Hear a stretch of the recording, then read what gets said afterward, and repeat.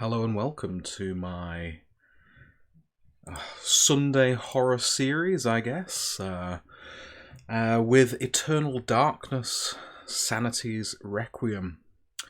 You will recall that last time we worked our way through the backstories of 5 different and very unique characters. And today, I'm sure we will work our way through some more. So, without further ado, let's begin our journey into this Lovecraftian-esque Deep nightmare. into that darkness peering, long I stood there, doubting.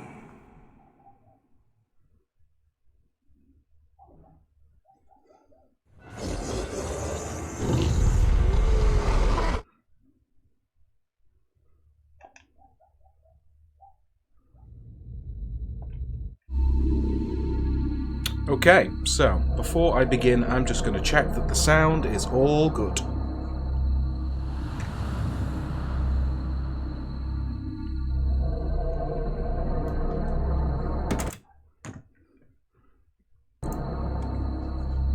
Well, sounds good to me.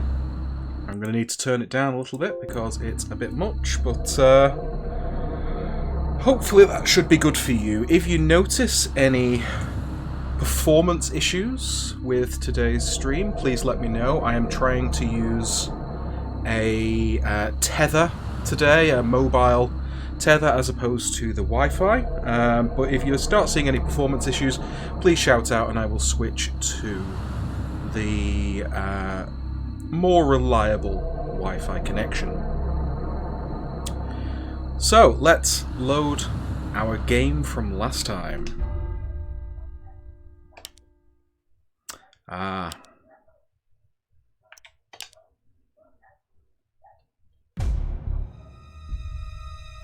Ooh.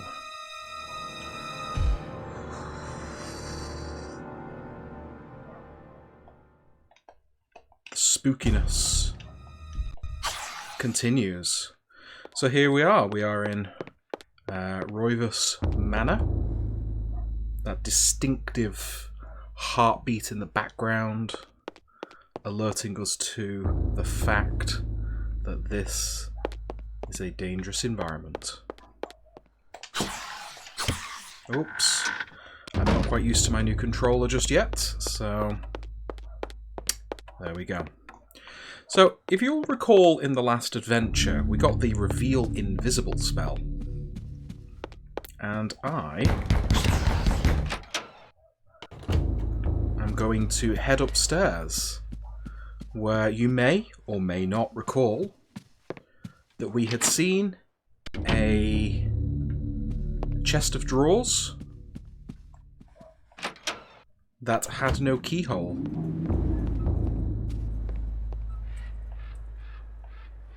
Which was these here. So, detail.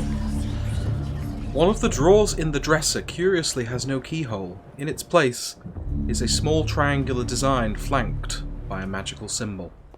So, that was the Zelatath symbol, which, if I'm not mistaken, is defeated by the red symbol, which is Chaturga, if I'm not mistaken. So, let's cast Reveal Invisible using the Chaturga symbol.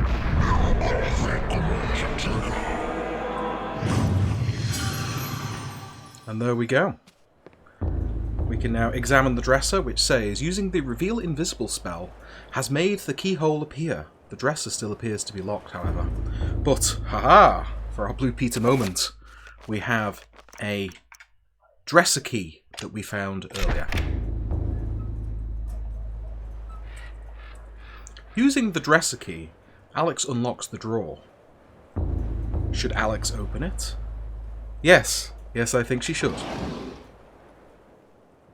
And inside she finds... Inside is a chrome finish revolver and a tattered page from the Tome of Eternal Darkness. Should Alex retrieve these items? Yes, she should.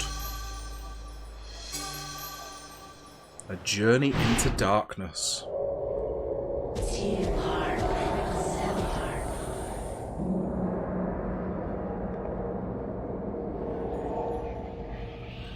Your guardians have located the heart of Mantarok. Yes, located within its grave, as we suspected. It shall be retrieved at once. Be wary. The power of Mantarok lingers still, corroding the universe around its tomb. It will doubtlessly be guarded after these 7 centuries. The beast has not been contained. I can assure you that my binding of Mantarok, fueled by your very own power, will be enough. It is not your sorcery that we doubt, Augustus, but the power of the dead god. How can you, a mere mortal, comprehend what that entity represents, or what power it can wield? We know not. And we know more than thou. Your future depends on me, Majesty. Without me to open the gates... Yes, yes. Be quick, lest our power and our faith in you wanes to oblivion. It will never happen. I have seen differently.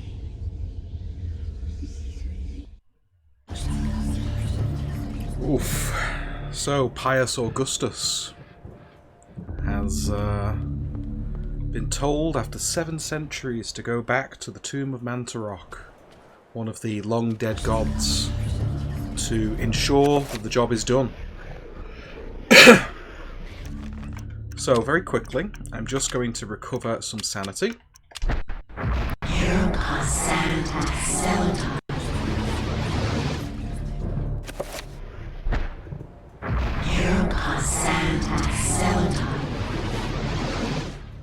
Because I much prefer to not experience the many creepy, spooky visual and auditory effects that this game has to throw in my direction. So let's read the next chapter page, A Journey into Darkness. The ancients' influence was incredible. From all walks of life to all parts of the world, their tendrils crept and wrought their insidious damage. Their prisons decayed constantly as their guardians' work continued. I discovered mention of a breakthrough in satellite radar imaging that revealed the presence of a hitherto unknown temple mound in the Angkor Thom region of Cambodia. An archaeologist of some repute, Dr. Edwin Lindsay, took it upon himself to investigate the area, to reveal the secrets of history. Unfortunately, the local government at the time thought differently, requiring that Lindsay find other means into the country and to finance the expedition. He found these in Paul Augustine, a collector of rare items who professed an interest in the discovery and agreed to help. After a dysentery-riddled 2-week venture, Lindsay and Augustine located the remains of an ancient city temple dating back to the 12th century.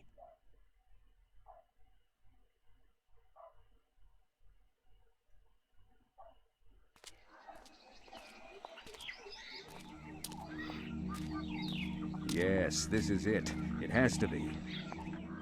I hadn't expected the information to pan out, but here it is. The satellite data was correct. For years, I have searched for it without success. Here, all along, clouded from us beneath the great ancient's insidious magic. I am very pleased with your performance, Dr. Lindsay. Very pleased. In fact, so pleased that I will give you an early bonus.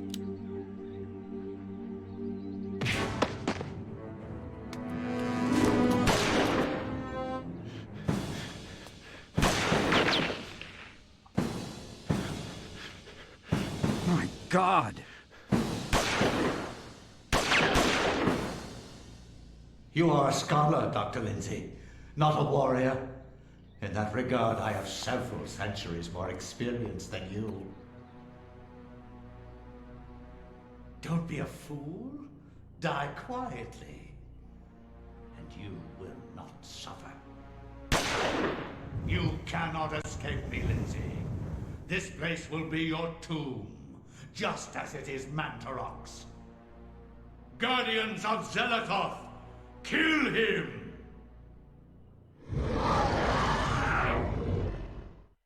Oof. Guardians of Zelatoth. So what does he have? He has shotgun shells, a shotgun, an automatic pistol, and a kukri. You know what? Let's get the big guns out. Oh, I don't like this guy.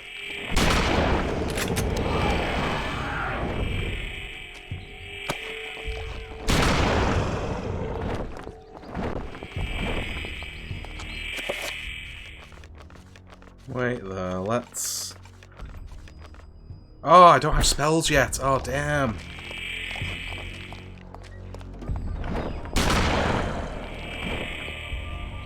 Come here, you horrid fiend. Okay, let's use the kukri to finish him off, just to save on ammo.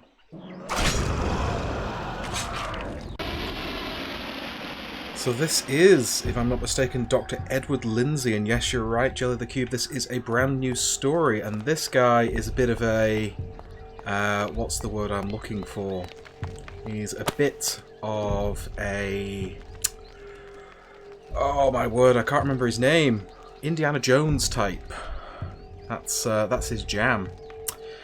A statue of a seated goddess. Where her neck and wrists should bear jewellery, there are merely worn grooves and flecks of bronze dust. Had they been stolen by grave robbers? I don't know. Had they? Where's the way? Where is the way? Huh. Have I missed it?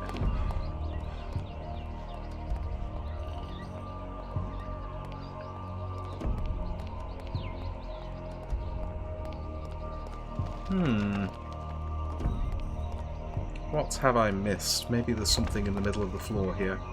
Ah, there we go. Examine. Detail. A thick layer of dust obscures the tiles of the floor. Well, Dr. Edward Lindsay is an archaeologist, and he comes with an archaeologist brush, which will allow him to brush away the dust and the dirt.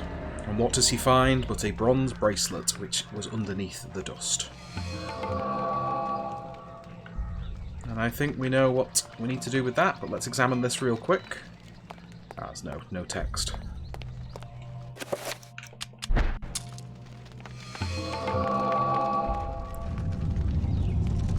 Okay, so our way is unbarred.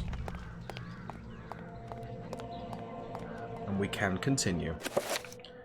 Let's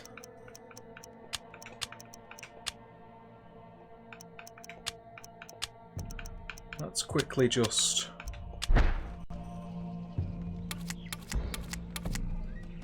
make sure we've got a full shotgun ready to go. Ah, so here we are.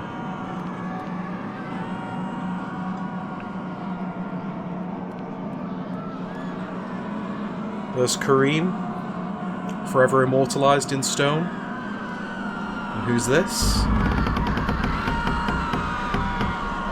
It's Mr. Roivus. Cradled in what appears to be a leathery hand lies a mysterious book. It is bound in human skin and intricately decorated with shrunken bones. It beckons you and yearns to be possessed. Should Lindsay claim the Tome of Eternal Darkness? Yes, he should.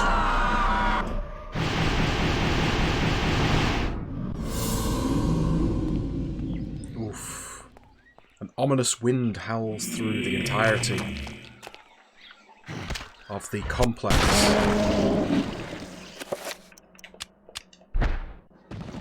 As these monstrous creatures come out of nowhere.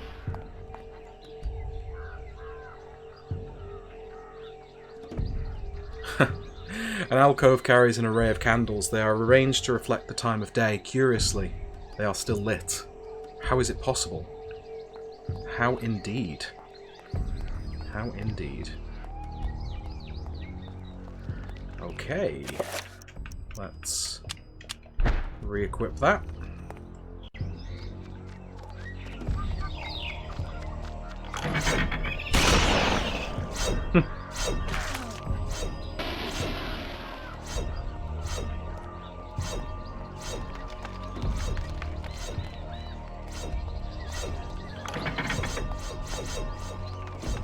Examine.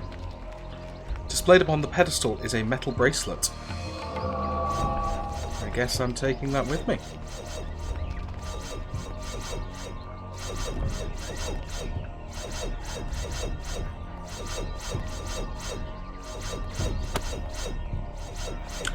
Okay, so throughout this complex I will see these sort of spider webs in corners that I can brush away and find things like, for example, magical codexes. So that codex was for a rune that we've not yet found, the Tia rune, which is summon. And Tia, interestingly, is also the German word for animal. Oh. Oh, hello. Detail. A bronze necklace sits on top of a nearby urn. So I know for a fact I can't go anywhere near him yet, because as you can see on the floor around him, he has a series of runes which will damage me if I try to get too close. And what that means is I actually can't get the necklace that you can just see behind him there. However, given that I have just found a necklace, I had best go back in order to place it on the statue that we saw earlier. See if anything happens. Oh no! I wasted ammo. Disaster.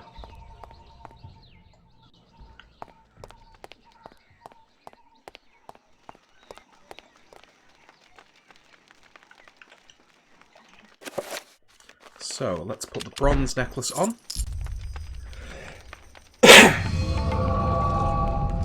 And our path is unbarred.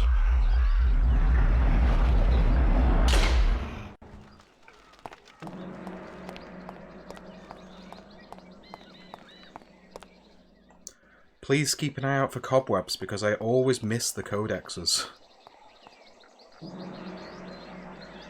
This particular depiction represents the birth of the human race within the universe. This is humanity's dawn. What a cool design. Detail. A stone statue of a Naga, a snake-headed demon, stands guard in the corner of the room. A raised platform stands before it, with a bracelet on it. Should Lindsay pick up the bracelet? I'm going to say yes, but I don't think I can do anything with her at this time, because, and you will see, I get a silver bracelet, the doors close. Oh, creepy, creepy. Now, I wonder... Oh. It accepts the metal bracelet instead. Very nice.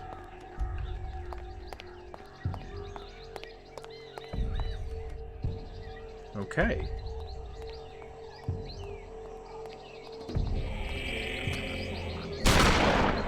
Haha!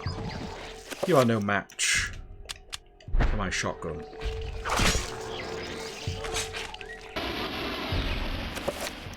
The shotgun is a great weapon.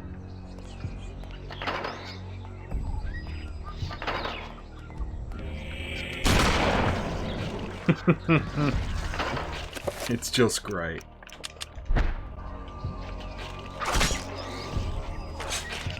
And there are some cobwebs for us to clear, so let's see what we find behind these cobwebs. Another magical rune.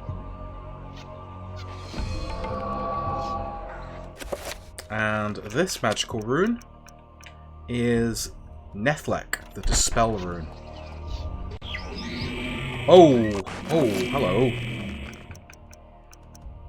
Was not expecting to have this much company in the room.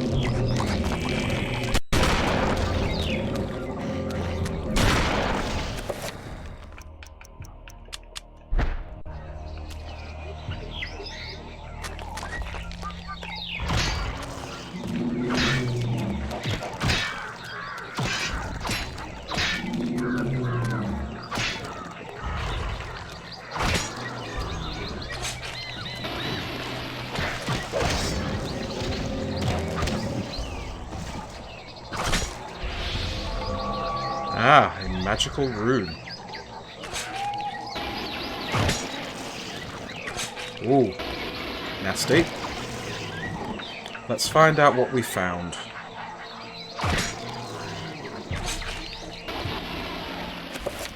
We have found the Nethlek rune.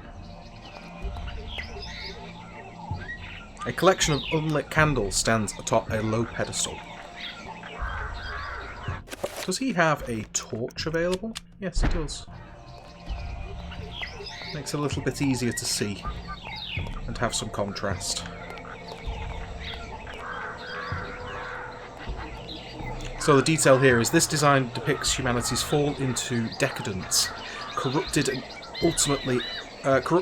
and ultimately oblivion. This is humanity's night, our time. Oof. Don't say that. You're not supposed to know that this is the end.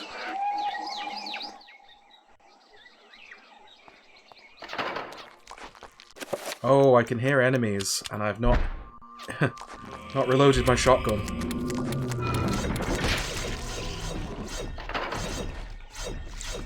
It's okay though, because these monsters be killing themselves with the traps.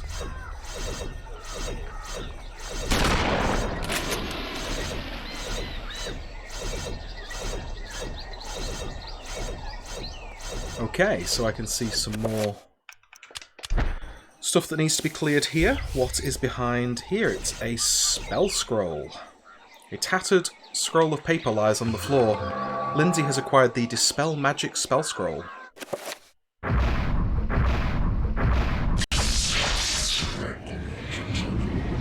Nethlek, Reggamore, Chaturga. Yep. All discovered for us. Delightful. Detail. A closed door lying in shadow seals off the passageway. Well, that is disappointing. Detail. Hiding in the shadows, a statue watches over the room. A brief inspection reveals flecks of silver metal marring the statue's wrists and neck, possibly indicating that a decoration used to be there. Interesting. Interesting indeed.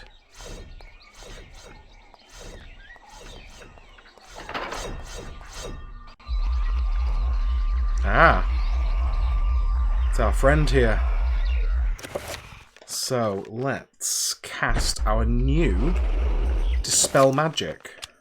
But not before we enchant our shotgun.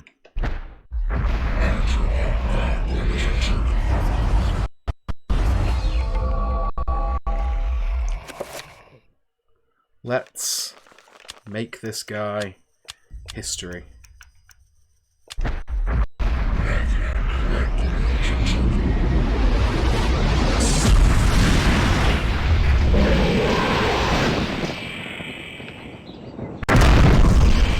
Oh, yikes.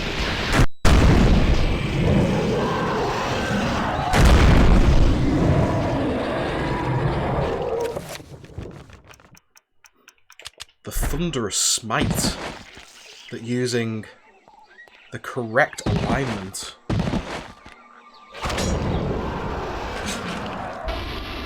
yes, this is a monster.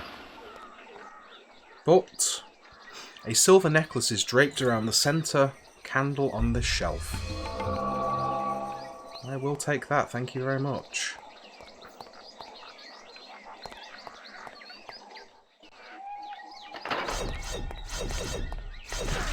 Ouch.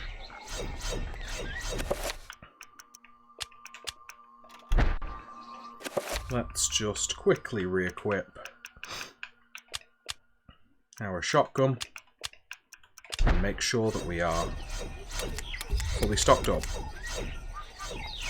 So we now have a silver necklace, and we have a silver bracelet.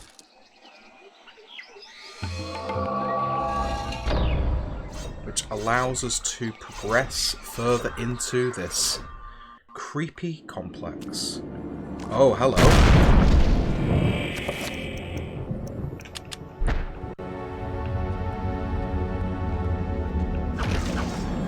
I love the fact that when you fire the shotgun with the Jaturga enchantment, it creates that thunderous effect.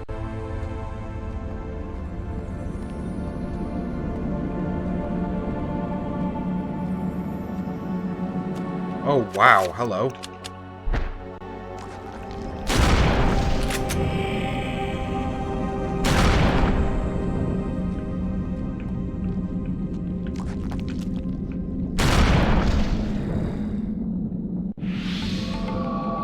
A magical rune.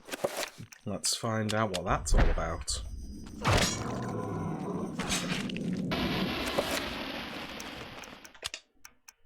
So it's not the Tier rune, it is an undefined rune.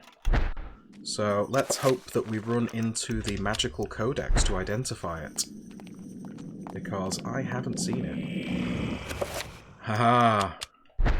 It is one of these winged horrors from earlier.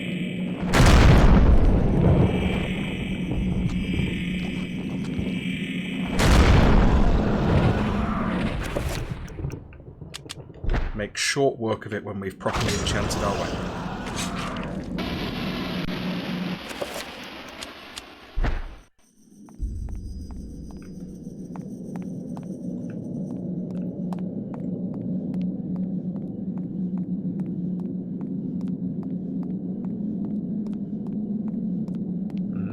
Creepy, creepy.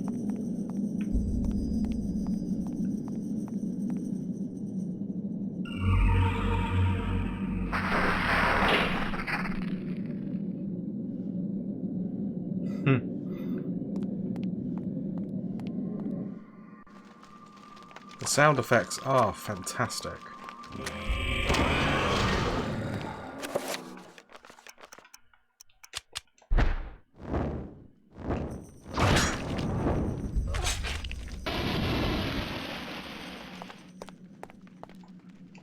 Examine. Ah, it's a big stone head. Let's try down. Oh! Ouch, that could have been nasty.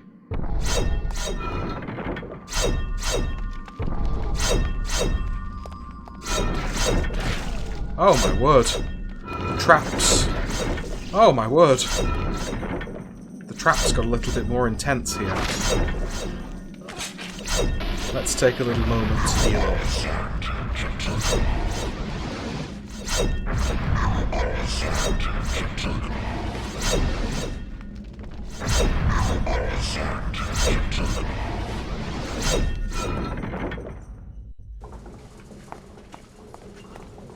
Oh, hello. Examine. A statue of an unknown goddess seated in a classical pose. She appears to be carrying something valuable. How interesting.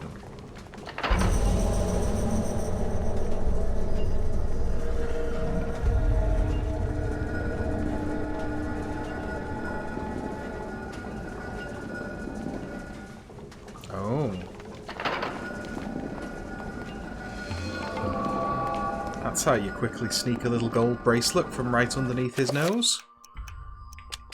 You run. It's not the most robust defense system to do that. Examine.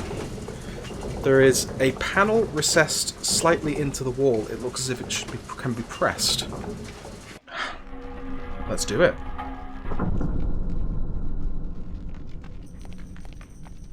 Well, I don't know what it did, but consider it pressed.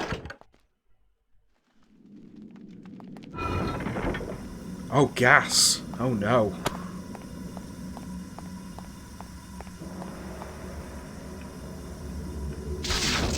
Oh, yikes.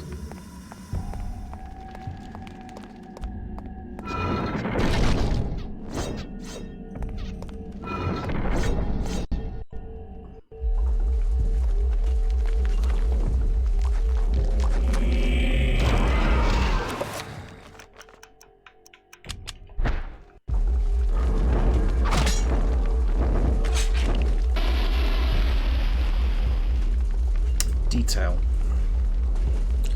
There is a small basin or font situated beneath the statue. Besides that, an orb-shaped button sits on a panel of stone. Should Lindsay push the button? Let's see what happens if we do. Oh. This water smells like strong acid. Perhaps strong enough to dissolve metal or flesh, if Lindsay isn't careful. Okay. Is there anything else in this room? That is the question. So we've got the acid bath. Oh, we have the damage field. We've got this to press. And that looks like it. Let's dispel this field. So the field is blue. And dominant against blue is Zelatath.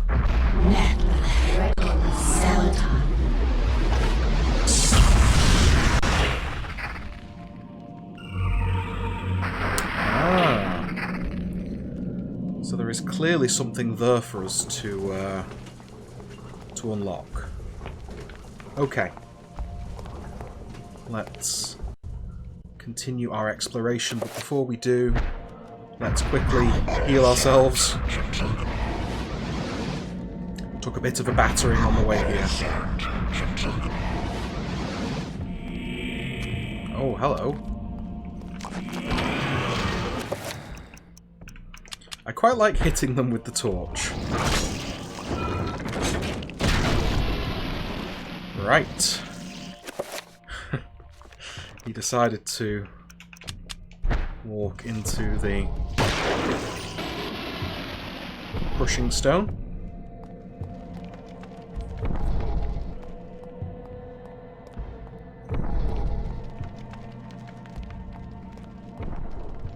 Detail. Hiding in the shadows, a statue watches over the room. Gold flecks of metal mar the statue's wrists and neck, possibly indicating that some kind of adornment used to be there. Well, we've got a gold necklace.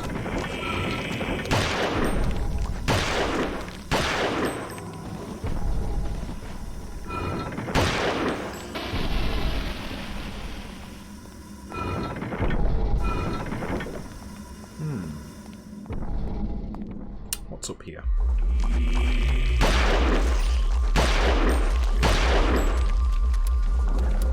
Ha! Out of bullets.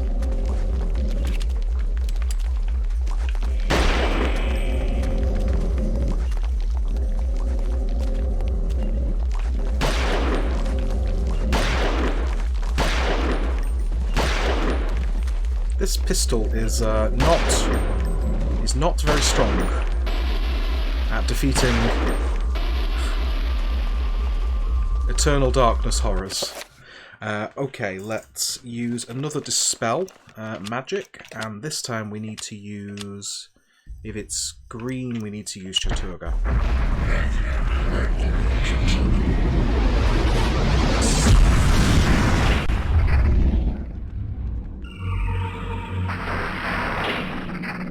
Two of them have been dispelled.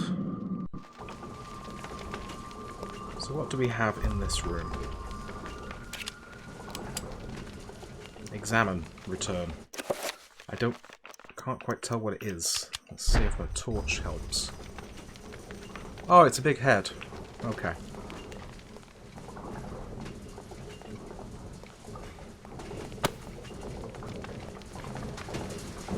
Press the panel. There we go. And now, if I'm not mistaken, we have one more panel to press. I have to be really careful in this dungeon as well, because in this particular story, because if I'm not mistaken, you can literally miss something, and you have to restart the game if you miss it. So I'd very much like to avoid that.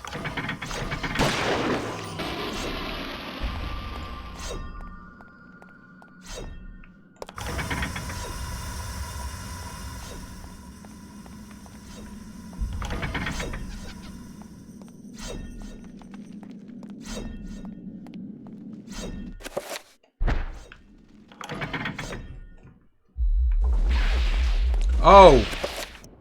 God. I am in trouble. I have to leave. Because he will kill me.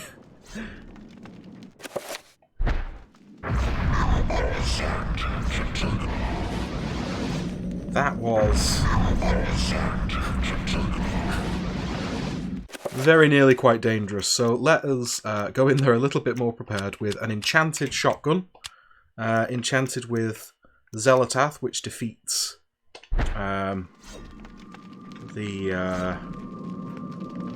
blue guys.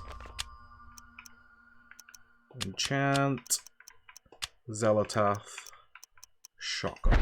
Enter by Zelatath. Right, okay. Mix.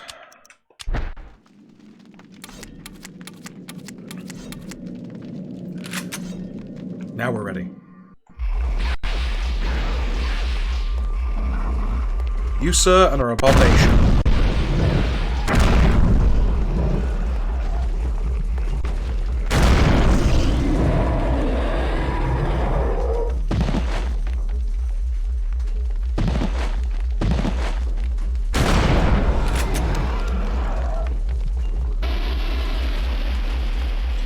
Right, so there is something in the corner here. Let's dust it away with our famous archaeologist's brush. A dirt-encrusted necklace is hidden behind the cobwebs. Okay, I think I've got an idea about how we're going to get that dirt off. And let's dispel magic. It is Chaturga, which means I need to use blue. Uliath, that's it. Blue is Uliath.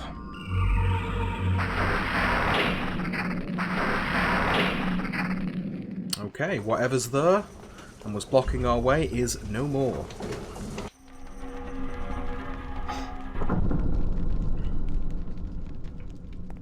Interesting and ominous. We've pressed 4 of those now, and I'm not sure what exactly has happened.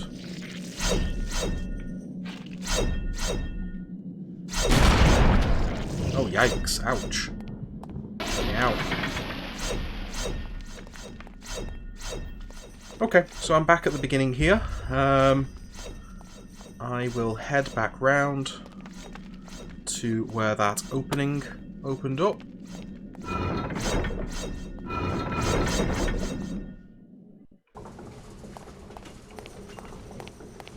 That's where we got the gold necklace. And the poison gas is inevitable.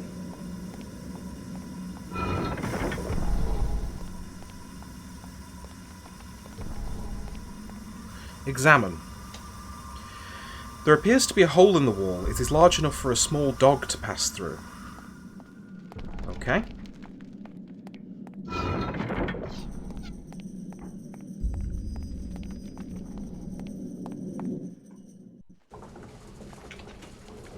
So, let me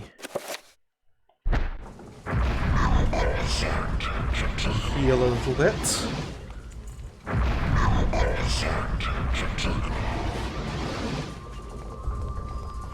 And do you remember this acid bath here?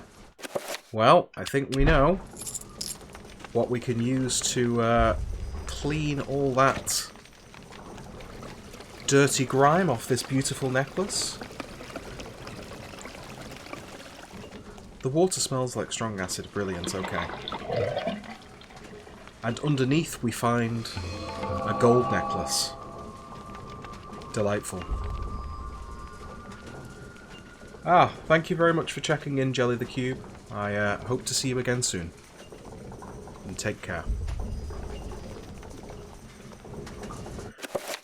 Right, so we have a gold necklace and a gold bracelet now. Let's go and put those onto the statue that we found. Hopefully without triggering any traps. Here we go. Examine. Nope. Gold necklace.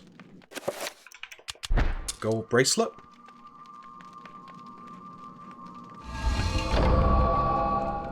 And we have opened ourselves a new door. I'm going to quickly save, because again, I haven't found what I was expecting to find. It's not safe to save right now. Come on, dude. Let me save. Remember me, Alex. How can I forget you, Grandpa? You've always meant the most to me. Ever since my parents died. Yes. Ever since they were killed, you've been my little girl. Yes. My little girl. This can't be happening. Way creepy.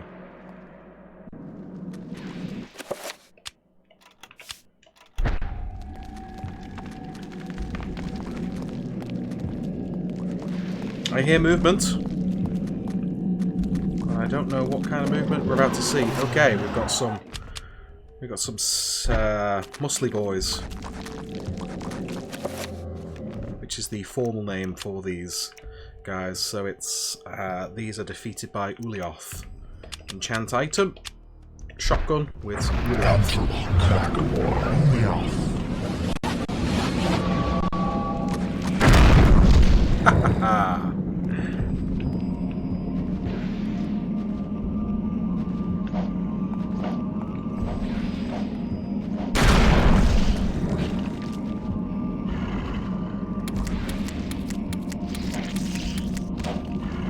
Oh, dude, that's rude.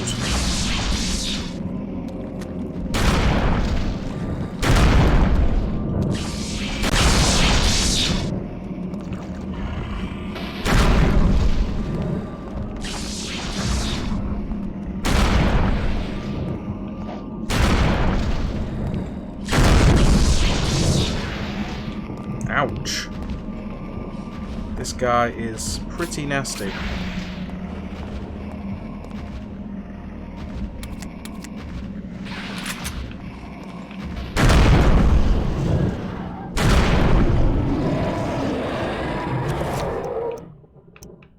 Oh no, I think I've used all my shotgun bullets. Disaster.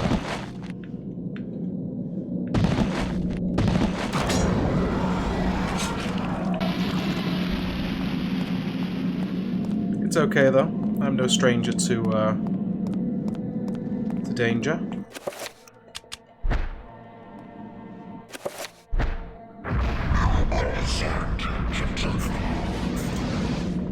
Just gotta make sure I'm extra healed.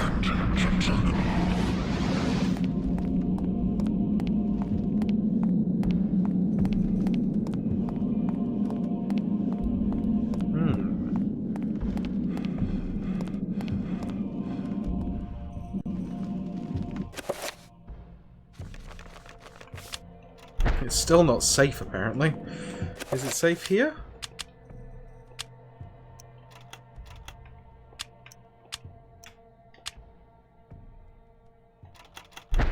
Okay. Let's continue. Do I have what I need? I do not. Like I say, I know there is absolutely definitely something that you can miss in this dungeon, and if you do, then there is no coming back from it.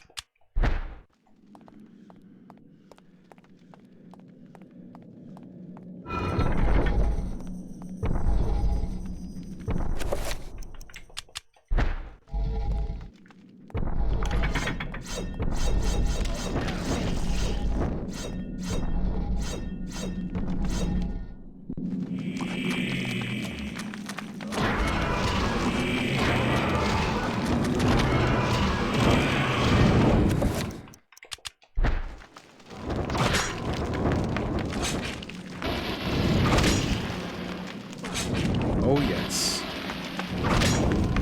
Torch and cookery combination.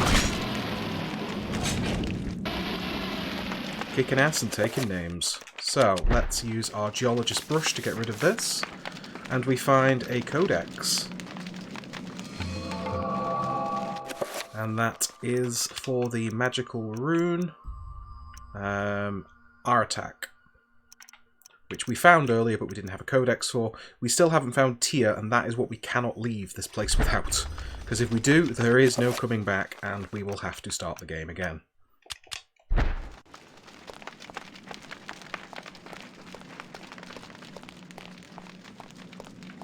So, examine. The eroded mural appears to depict the arrival of a strange godlike entity before an ancient human tribe. Lindsay cannot recognize the god in the mural. He is mystified. Oh wow. That is some weird stuff going on there.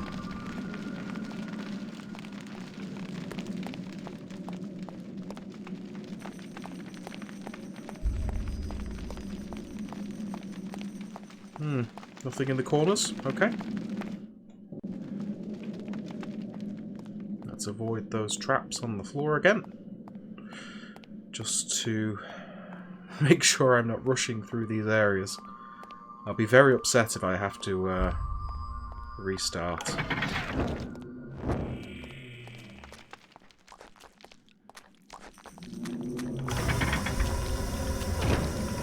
Oh! Oh, this boy is a little bit more powerful.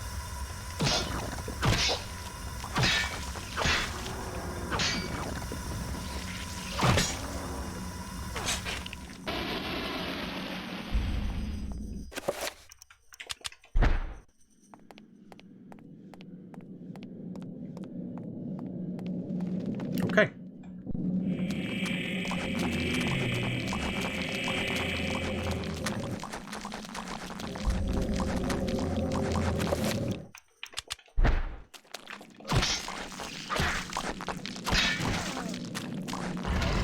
Oh my word. Could we just have a little moment to heal? Lovely. Maybe another little moment? Double lovely. So, Chaturga is defeated by Ulioth, so let's quickly enchant our cookery with Ulioth.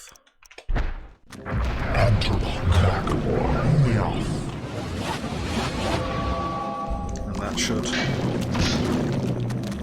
give us a bit more oomph as we hit them.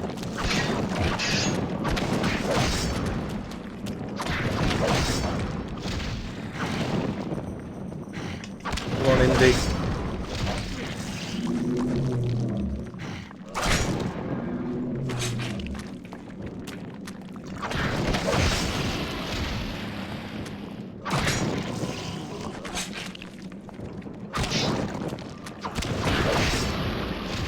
Oh, get off!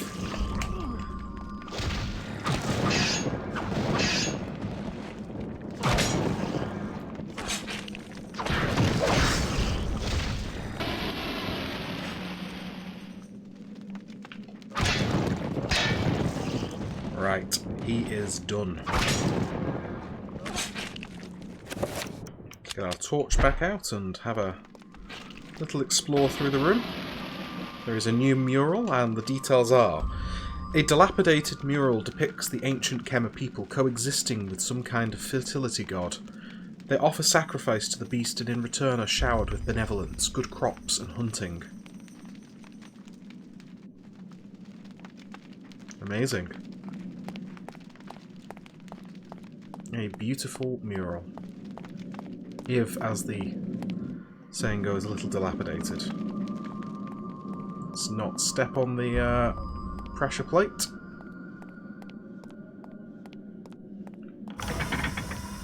Ah, there's always one. There's always one.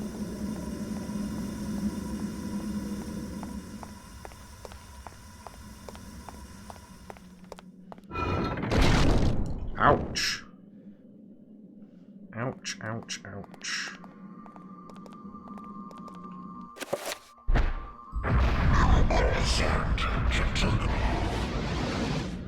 Dr. Lindsay is in a poor state of health. It comes as part of the deal of being a powerful explorer. So these guys are Zelatath, which is defeated by Chaturga. So let's quickly re-enchant our cookery. And we will do some extra damage.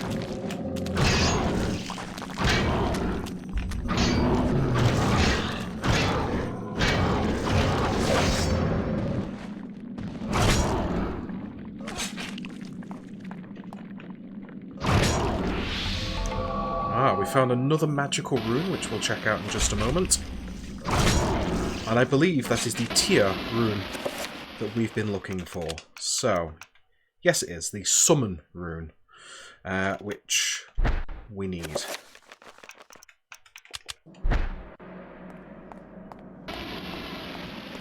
So, is there anything in here for us? Other than the Summon rune, of course. There's a mural. Details. A damaged engraving on the wall depicts a skeletal demon befriending the ancient Kemmer people. To Lindsay's eyes, the demon looks exactly like Paul Augustine's undisguised self. Oof. That's eerie. Imagine travelling all the way to Cambodia with Paul Augustine and then finding out that he was a centuries-old Lovecraftian nightmare monster. I would not personally like that. Right, so I can progress here, but there is some stuff for me to do upstairs. So you will remember that I unlocked that force field above, and I need to go and do something with that now. So I'm just going to double check what I need to do. But I know what I need to do, but I just need to check what the spell combination is in order to take the best advantage of that. So let's find out. So, what we actually need to do is to summon a monster which is about the size of a small dog. I wonder what kind of creature is about that size.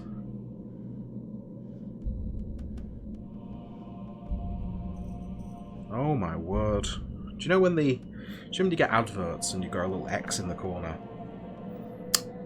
But it won't let you hit the X. Oh no. So...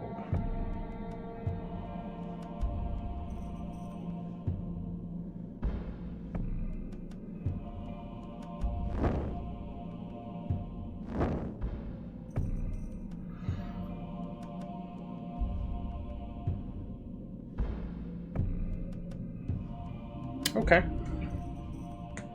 So I'm quickly going to save here, just in case. Okay, I will save using the emulator to save.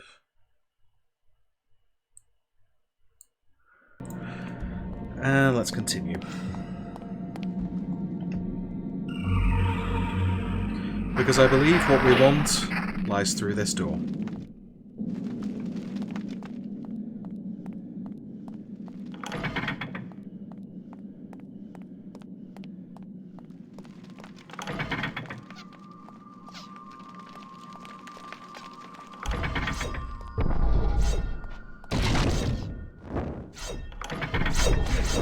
Ouch. Come on, Dr. Edward Lindsay.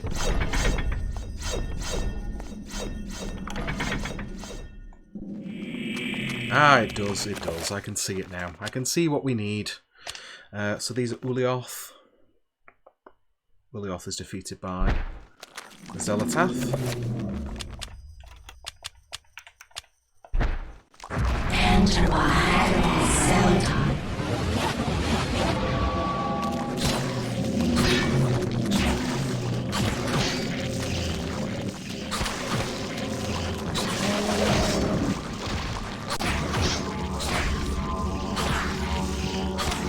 Oh, he's going to blow up. He's going to blow up.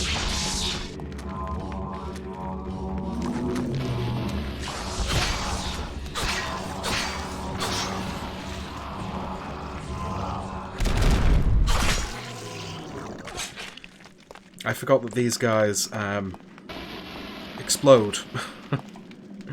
Okay, so, detail. A scroll of paper sits upon a ledge circling the dais at the centre of the room. Lindsay has acquired the Summon Trapper spell scroll.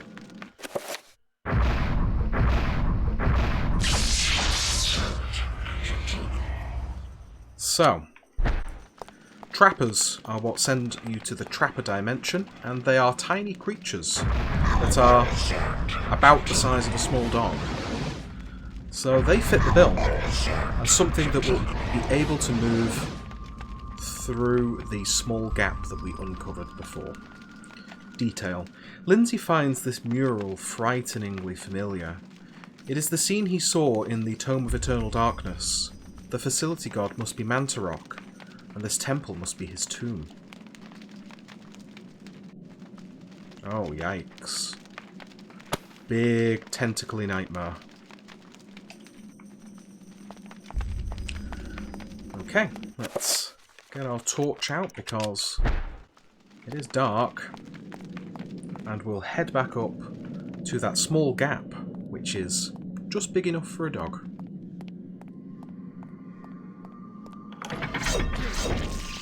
Ouch. Run, Lindsay, run!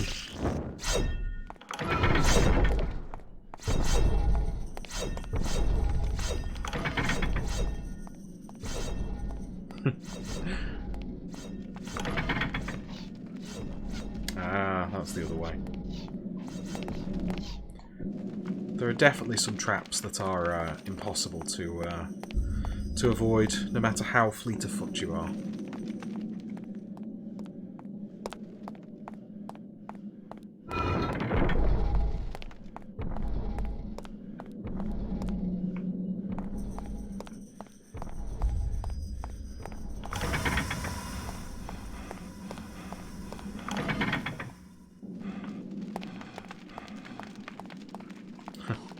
He's feeling a bit worn out.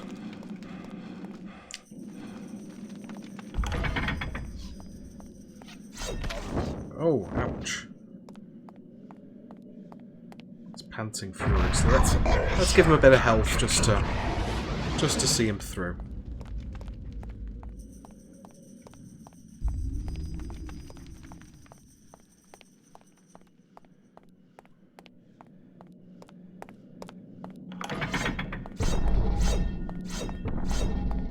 Great. So, it is quite a bit of backtracking to get back up to the area where we've come from, but it is worth it because there is something that can be irrevocably... Ouch, dude. That can be irrevocably missed in this dungeon as well as some of the others. And I know I need to be mindful to ensure that I don't leave here without it, so here we go.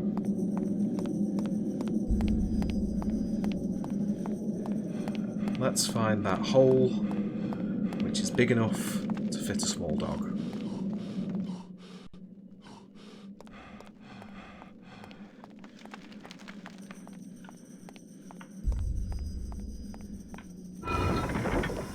Oh no!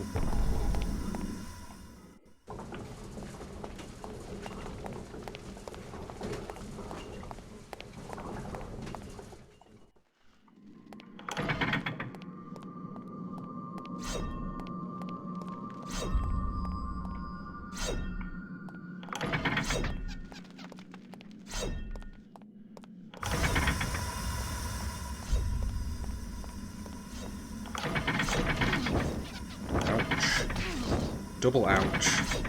Triple ouch. Oh my god, stop it. Oh. It's all going from bad to worse. Okay, let's heal him up.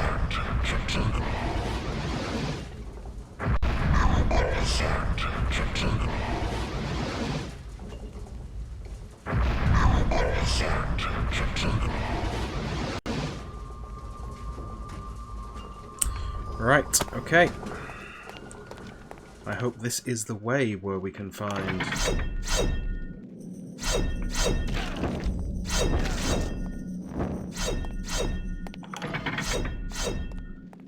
the wall with... Nope, it's not. It must be the other way.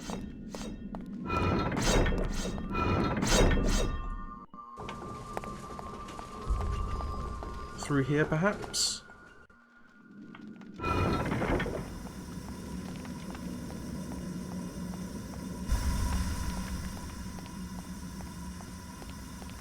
Yes, it is.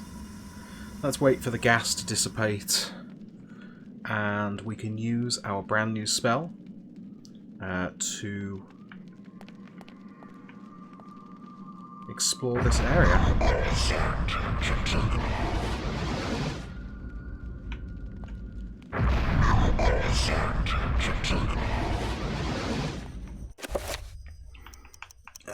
Okay. So, new spell? No, not new spell. Spell list. Oh, we've got a damage field as well. Okay, so damage field. If I remember correctly, a good tip is to use a damage field spell here of the dominant type. And we chose Zelatath, which means the dominant type is Chaturga, the red one. I could do with some mana to cast it though. So the reason why you choose a why you do a damage field is because a monster is going to spawn and we want it to damage that monster a little bit. So let's try again. Damage field, Chaturga. Great. So that is a field now, which any enemies who pass will be damaged by it. And now we've got a bit of mana left. Let's see if we can summon a trapper. Nope. We need more than what we've got.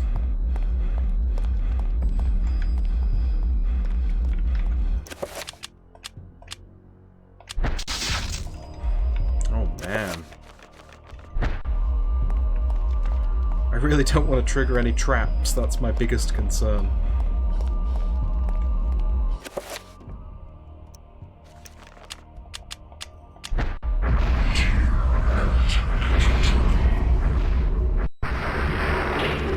There we go, so we are now a trapper. So press A to trap an enemy when it's targeted using R. Press start to release control trapper. Trappers cannot open doors nor pick up items. No, they cannot. But these cute little Lovecraftian creatures that we can now control allows us to walk through this door.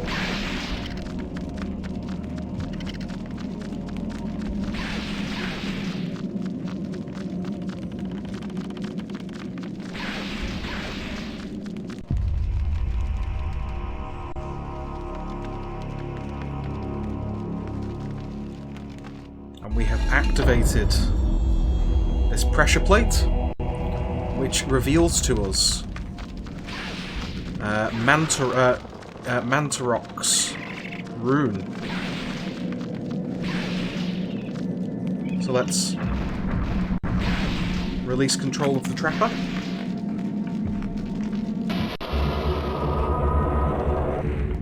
And get Mantarok's rune. So, secreted inside the alcove, a rune awaits. Its energy is silently corroding the air around it. Lindsay has found a magical rune. Oh no, my damage field ran out. Okay, let's... oh, we've got no mana. Disaster.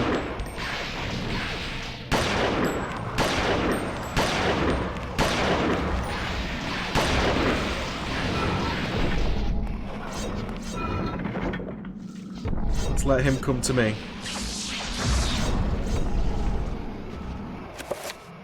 Let's see if we can do a damage field now. We want to use...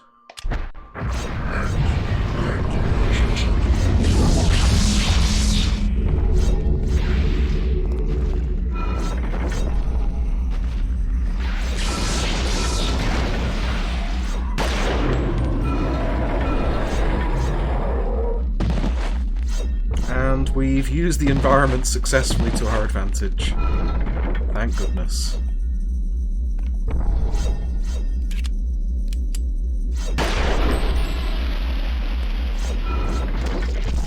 Oh my word, stop. And he's successfully opened the way here for us. And what I noticed was there was some dust in the corner here, which reveals a magical codex for Manta Rock, which is the rune that we've just picked up. There is no point me fighting him, he is no threat to me. But what we have found now is the Manta Rock rune, which we can use to cast all of our spells, and is kind of a bit of a general catch-all. It provides no particular bonus against any one of the other colours, but it does provide its own unique benefits. So I will be happy to have that on board as I play through the game. So let's now continue with the main story now that I have found the item that you must find. Don't let him get me. Oh, help me. Oh, his sanity is looking pretty poor.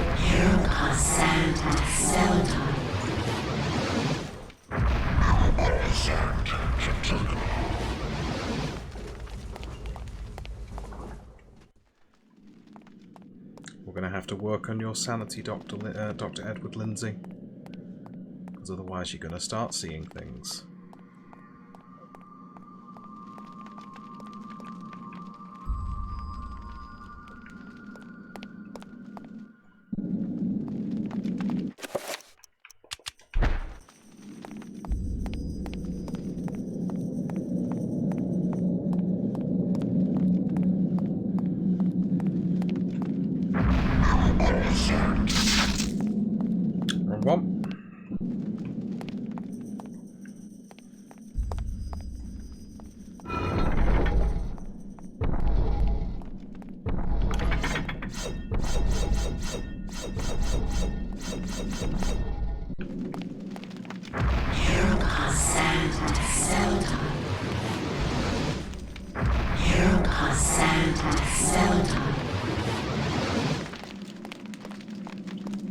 Okay, so he's full of health, sane, and ready to face the end of his chapter.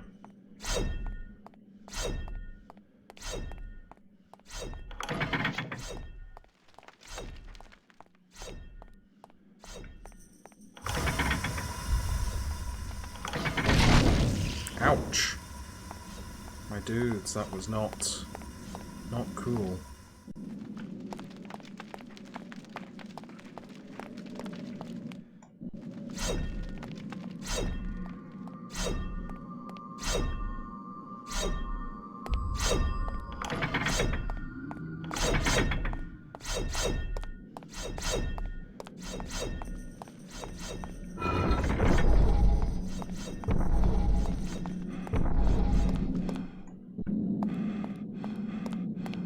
Okay, so let's just check off my checklist that I have everything that I should have from this area, which is... okay. So, the Manta Rock rune, the Summon, Dispel, Creature, Dispel Magic, and the Summon Trapper Scroll. So, yep, I have everything, which means that Dr. Edward Lindsay is now about to face the conclusion of his story.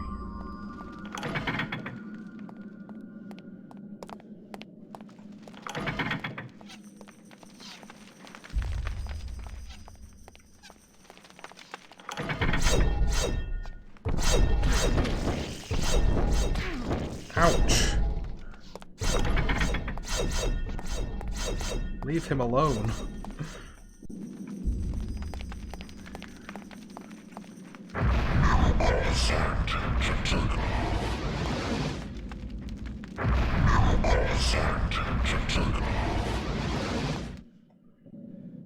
And here we go. The room opens up to that familiar room that we saw earlier, where Mantarok resides.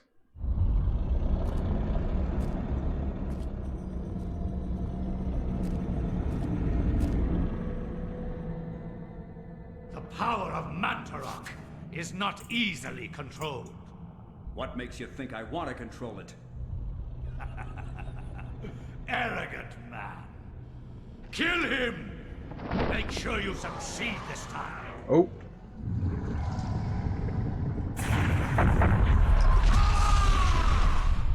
Oh, Mantarok. Yes. He's coming in and taking some names. The darkness shall prevail.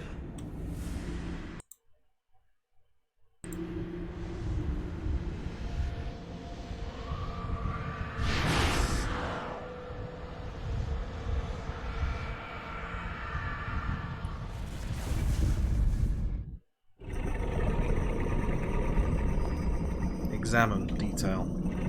The corpse god, Mantarok, defies all human description. Massive, amorphous, perhaps, but these words only capture the gross nature of the beast, not the specifics. Its form, seemingly without design or true function, stirs as Lindsay nears, awakened by his presence. With every breath, the creature's many mouths sigh and cough, sputtering in the torturous death throes.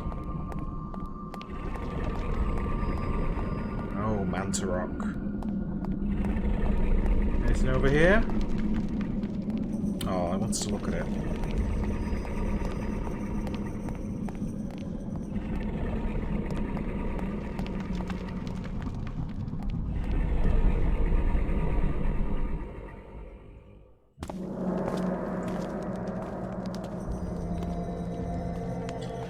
Observant viewers will note that we have been here before.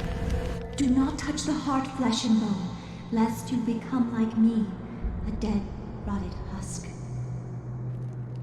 I have waited many centuries for you. It was not easy hiding from the Dark Ones as they searched for me. At first they passed by, not thinking that the heart was inside my dead body. But I was forced to find refuge here.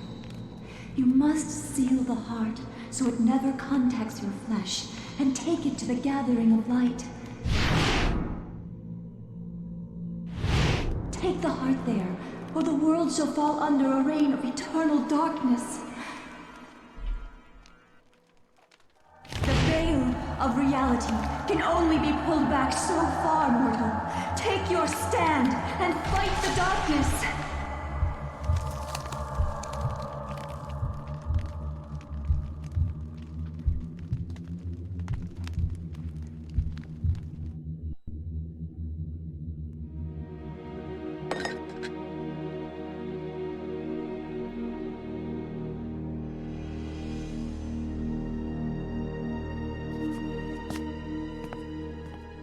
Ah, it's Alex's grandfather.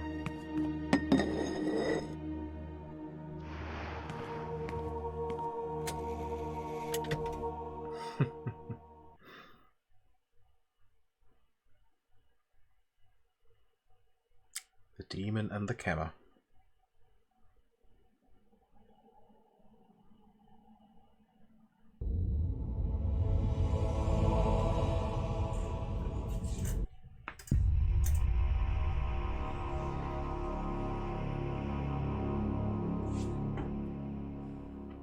Okay, so we have took back control of Alex. And I think we know where to look, because we have just seen where her grandfather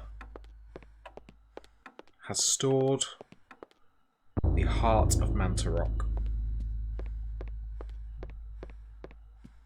Oh, what? Oh, I don't like the fact that a book has just flew past. Detail. Alex discovers a pulp novel, written by one Dr. Edwin Lindsay, amongst the books on the shelf. This is where the Tome of Eternal Darkness indicated that something of value was hidden behind this book. Should Alex look behind the book? Yes, she should. With the book removed, a secret cache is revealed. Inside is the heart of Mantarok, encased in glass to protect the world from its corrosive energies. Should Alex claim the heart of Mantarok? Well, there we go. Oh, flying books again. Lovely. So Alex now has the essence of Mantarok. Let's check it. Mantarok's heart pulses with unholy life. Although the corpse god itself festers elsewhere, its power resides within this artifact. Interesting. Very, very interesting. Okay. So, we need to find ourselves a brand new page from the Tome of Eternal Darkness. And I suspect, if I am not mistaken, that one of the spells that we have recently found will enable us to find this. So, let's work it out.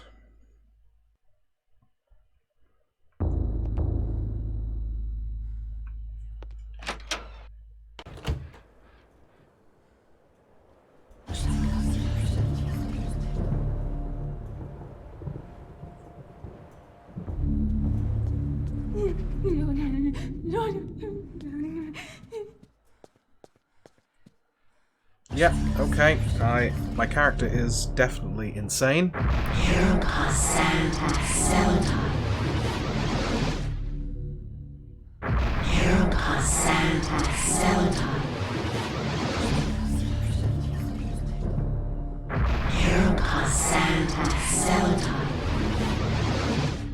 Right, so thankfully we are sane.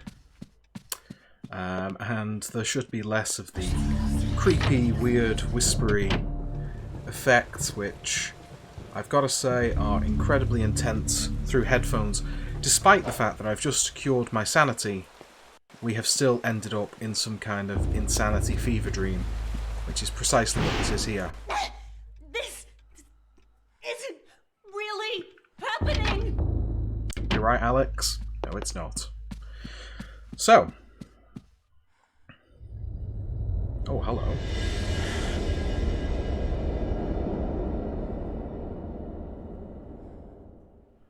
Oh, spooky ghost.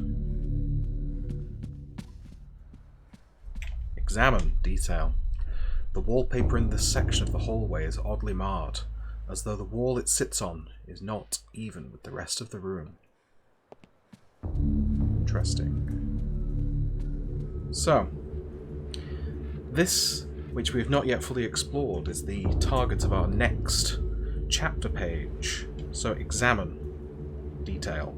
The stained glass depicts a glowing medieval maiden, luminous even with the faint light of the setting sun. The maiden clasps a piece of parchment in her hands. The window gives Alex a strange feeling, almost as if it is magical, but not really there. A glowing field of energy protects the window. So it's protected by Zelatath, which is the green magic. Zelatath is weak against Chaturga.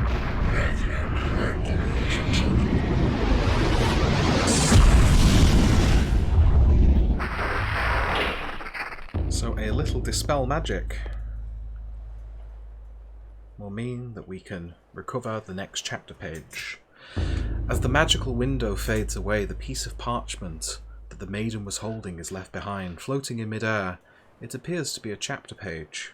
Should Alex retrieve the chapter page? She should, and it is entitled heresy.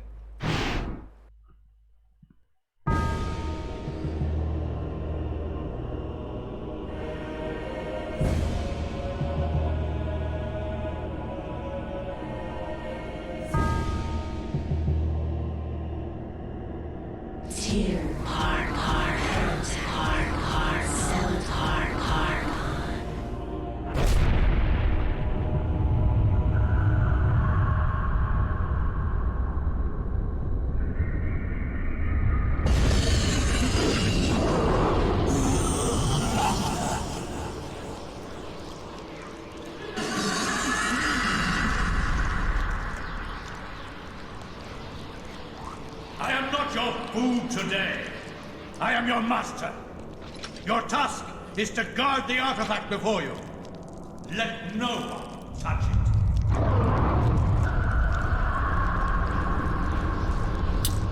Well, if that isn't fuel for your nightmares, I don't know what is. Tall, spindly, weird creature. So we've got ourselves a brand new chapter page. This one is titled Heresy. In Europe, during the time of the Inquisition, paranoia and corruption ran deep. With the fear of devilry running rampant, the ancients' corruption extended far beyond mortal knowledge, corrupting all that could be corrupted. My researches uncovered an interesting incident. A Franciscan monk named Paul Luther was traveling through the region of Amiens during the witch hunts of the Inquisition. Now, under martial law, the Inquisition prevented anyone from leaving the town and its nearby cathedral, for everyone was suspect. Well. Welcome to Oubliette Cathedral, Brother Luther. I'm glad that our sacred order can bestow hospitality on our Franciscan brethren. I shall not impose, Excellency. I merely request lodging and a viewing of the sacred relic, the Hand of Jude. Many have traveled far and even risked their lives for a glimpse of the hallowed relic's true splendor. Of course, it would be wise to keep quiet during your stay. The Inquisition is here for a reason, brother. We seek to purge the deviancy from this town. I am sure that will not be a problem. Amiens appears to be a peaceful hamlet.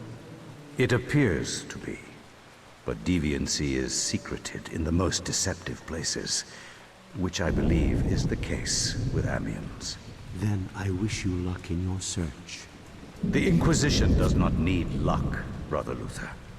Faith and purity are our guides. He is the creepiest man ever. Okay, so we are a monk. And we have scant equipment. We have a meditation rod, which if we check, the priest's meditation rod is a small staff used as a focus for meditative prayer. Using it will allow Paul to meditate and regains lost sanity. Okay.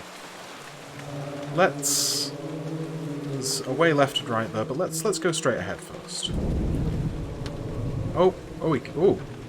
He can punch.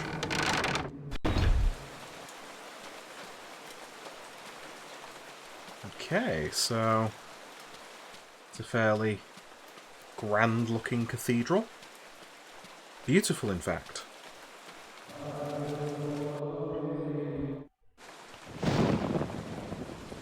Oh. For the love of God! God!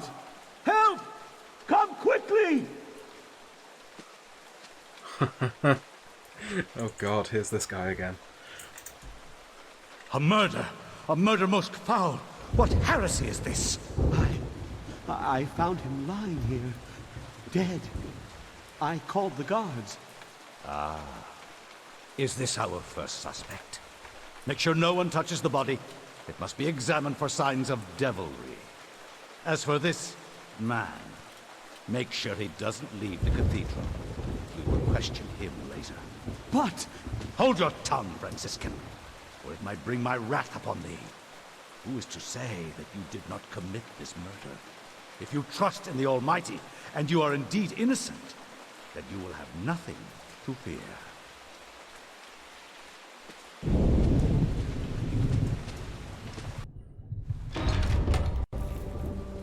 Yeah, I have everything to fear from Grandmaster Creep. What a weird guy. Detail. A framed fragment of written verse. It is in Latin and makes reference mostly to diabolical entities and how man is dominated by them if he strays from the rights of protection. Examine. Detail. The painting captures Paul's attention. A small emerald disguised as part of the painting glints in the candlelight as though it has some value beyond being a precious gem. Should Paul try to retrieve the emerald? Yes, he should. I mean, how reckless just to leave an emerald in a painting. Are you here to pass sentence on me? No. I'm here to free you. You are in incredible danger.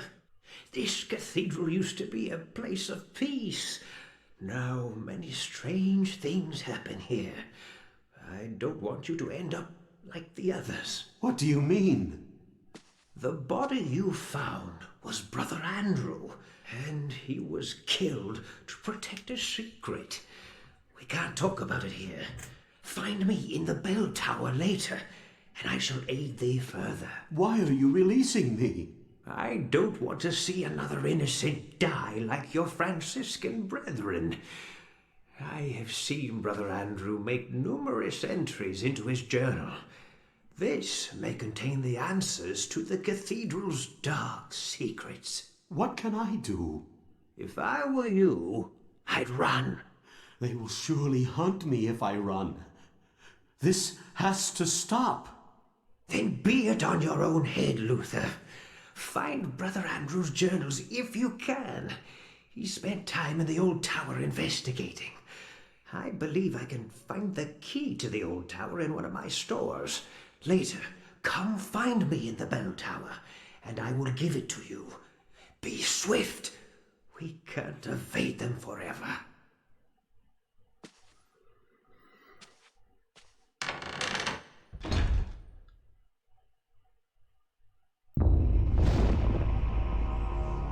Okay. The creepy, spooky music has started. Is there anything else in the room? Examine. Detail. A somber portrait of a monk stares icily from the wall. Something about those grim, staring eyes sparks doubt and suspicion in Paul. Is this the face of a holy man?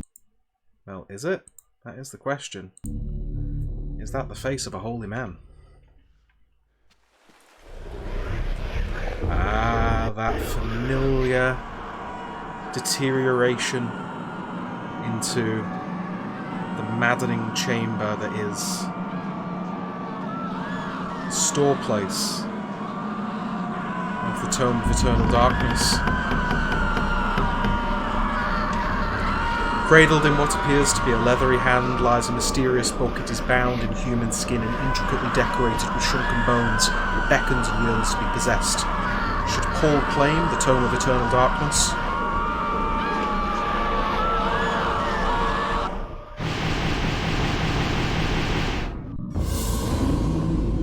It's probably a really bad idea to claim the Tome of Eternal Darkness, but I don't think we'd get very far if we didn't claim the Tome of Eternal Darkness. Anyway, so we have just been in this room here.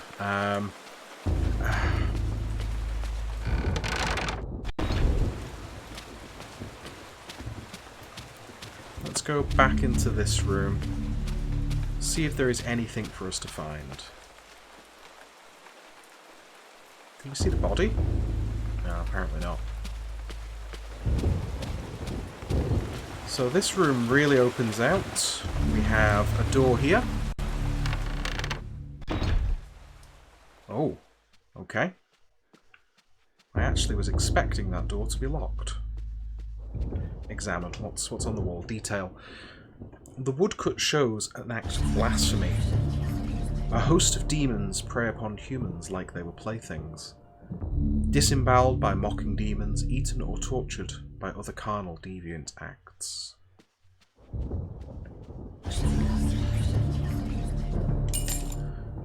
The rack carries robes and cloaks for ceremonial use. As Paul draws the robes back, something tumbles from inside. Paul has found the podium key. Useful. A heavy wooden chest sits against the room's wall. It appears to be old and worn. Should Paul open the chest? Oh. A crossbow.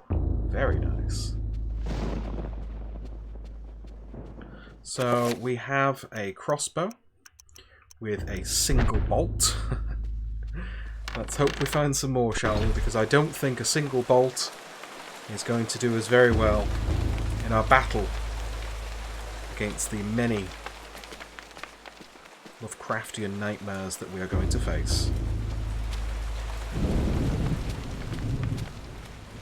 Ah, an organ. Detail. Playing the organ is a daunting challenge for someone like Paul, who has no musical talent. Paul could probably play the organ if there was some music to play. Okay, so he's probably being a bit harsh on himself by suggesting he has no musical talent. The altar is bereft of holy adornment. No crucifix, no Bible, no sacrament of any kind. Paul is disturbed by this sight. What faith does the order practice? What faith indeed, Paul. What faith indeed. A simple podium and lectern provides a platform for a priest giving a sermon to his congregation. There is a drawer recessed inside it. It's locked, but we have a podium key. Ah. A diary page lies inside the open drawer. Should Paul take it? Yes, he should. Let's see what the diary page says. The Diary of Brother Andrew, page 1. I have finally arrived at Amiens, and my pilgrimage to see the Hand of Jude draws to a close. I cannot wait to lay eyes upon the sacred relic. My journey here has been arduous, and it shall be good to relax for a while in this peaceful village. Amiens is full of good people, strong in their faith and their role in our world. If the blight of witchcraft is present in this world, then I doubt that it is in Amiens. Interesting.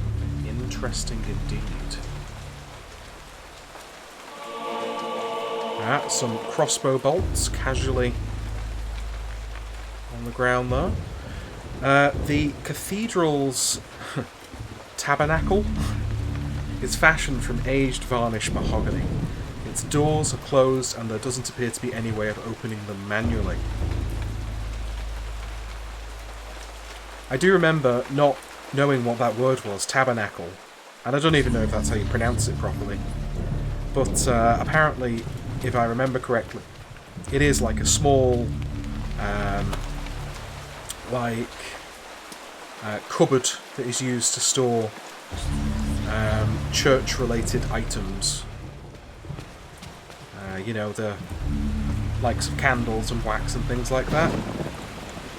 Let's see if there's any more crossbow bolts down here. There is not. And what's through this door down here?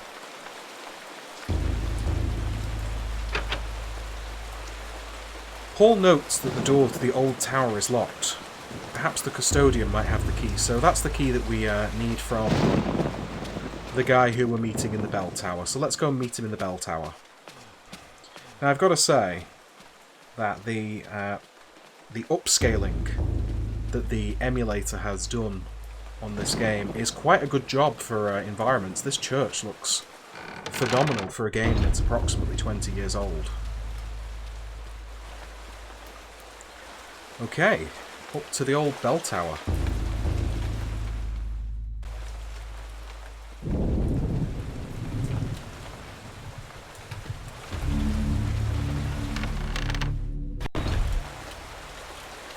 Wait, is that the right way? Right there. There's a door there. Oh no. No, I was right. That was the correct way.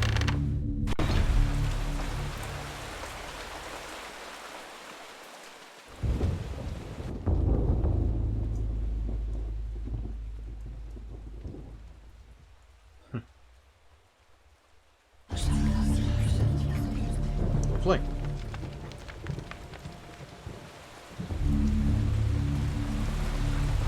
Whoa! Thank goodness we found that crossbow, eh?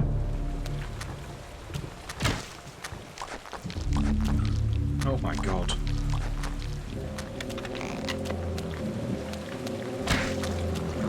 Oh my god, he's so persistent. Oh, we've got the Tome of Eternal Darkness. Let's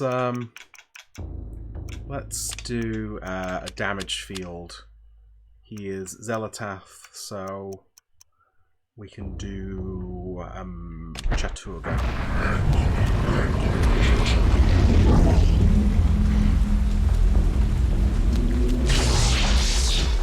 Now he's stuck inside it, which is great.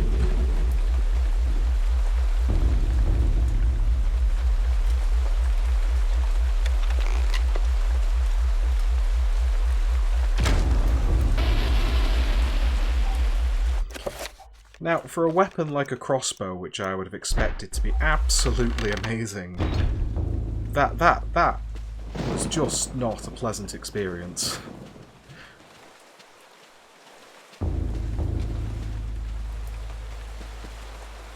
Oh.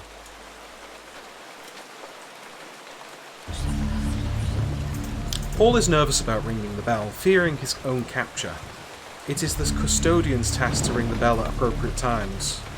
Perhaps he'll be by later to ring it. Should Paul ring the bell anyway? You know what? No, because there was an area that we haven't explored yet.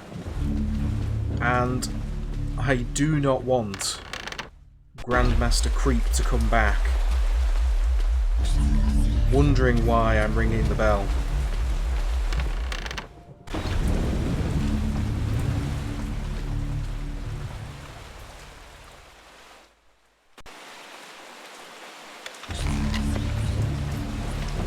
So instead, I will... I don't know why I didn't just explore down there before. I'll head downstairs.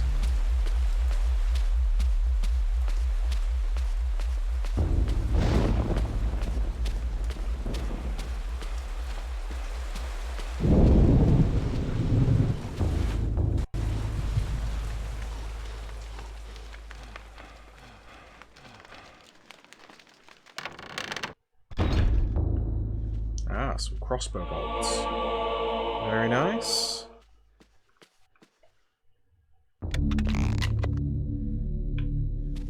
Examine.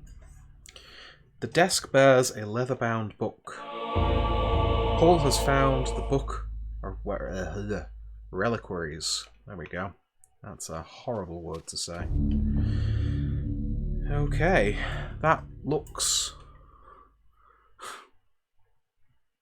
That looks kind of like the guy on the right is selling a little goblin child to the person on the left. Weird.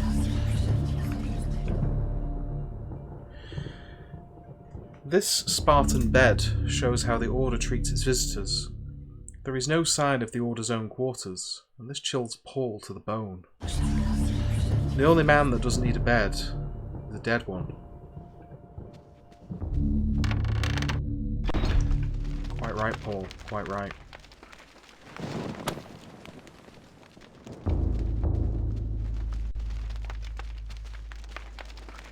Crossbow bolts.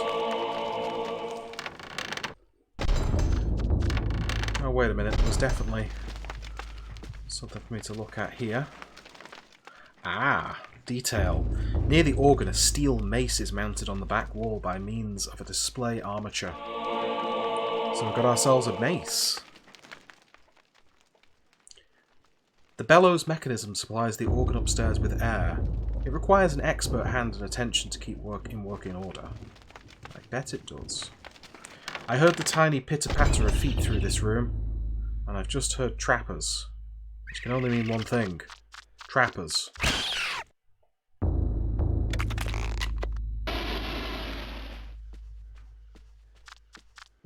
Oh, hello. There's another one.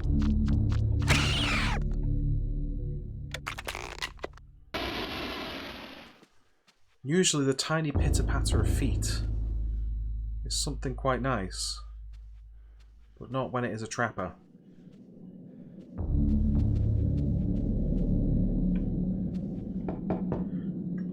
A wine cask used for maturing wine. The wine inside this one must be very strong, for it seeps through the cask, filling the air with a heady aroma. Ah.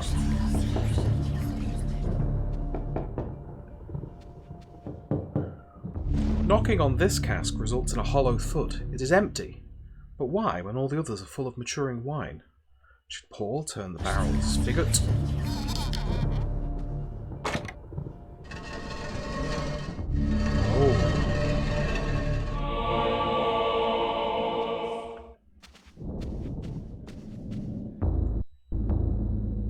Oh, hello.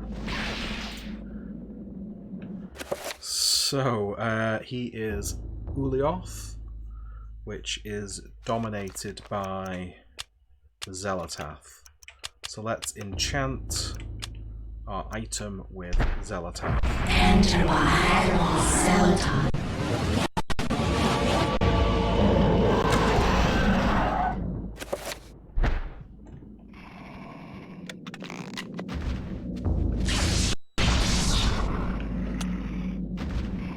Oh my god, his reload failed.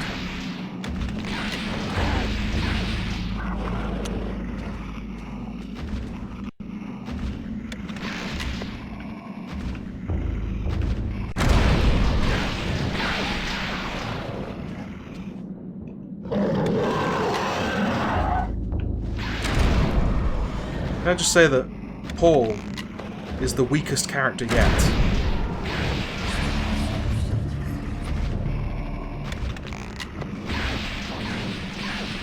And I really don't appreciate controlling him.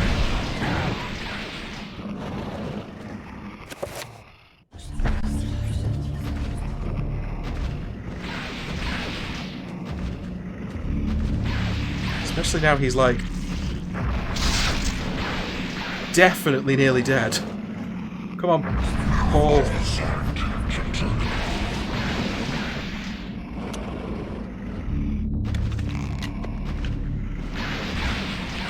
Come on, Paul. You can make it through this battle.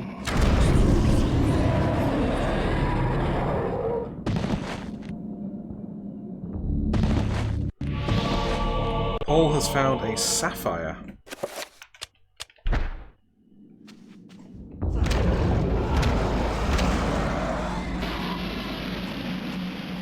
What's down here? Detail. This pedestal has 3 small indentations adorning its top, arranged in a circular formation. Each socket appears to be waiting for something. Well, I'm guessing it's probably a sapphire, a ruby, and an emerald. Examine. Detail. Hidden in the alcoves of this mausoleum lie the remains of departed monks. Some have turned to dust, others have grotesquely withered, leaving husks of bone and leathery skin. Ugh.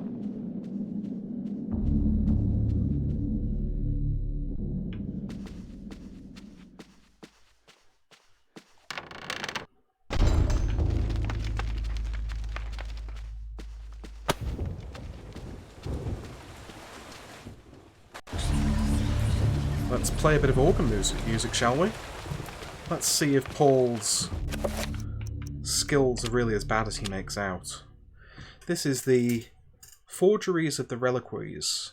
Reliquaries dating back to the late 13th century, exquisitely illuminated and bound in hard leather. It reads, doubtless many obscure orders, requiring more income than can be garnered from the teeth, restored to forging ancient relics to bring people from outside their religion to the diocese, and thus become more lucrative.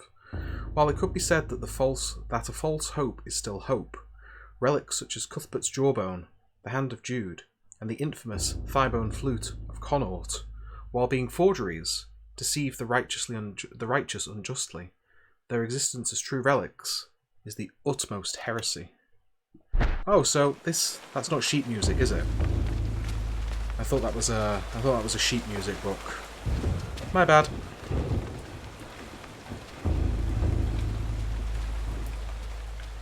Let's go and see our guy in the bell tower.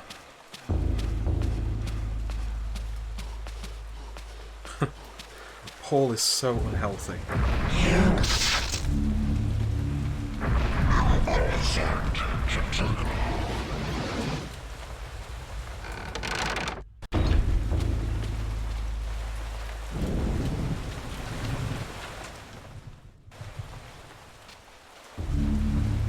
Hopefully he'll be there this time.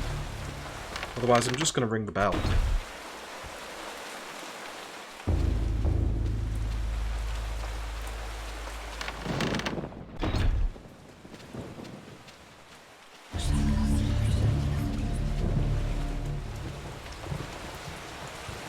No, he's not there. But yes, let's ring it anyway.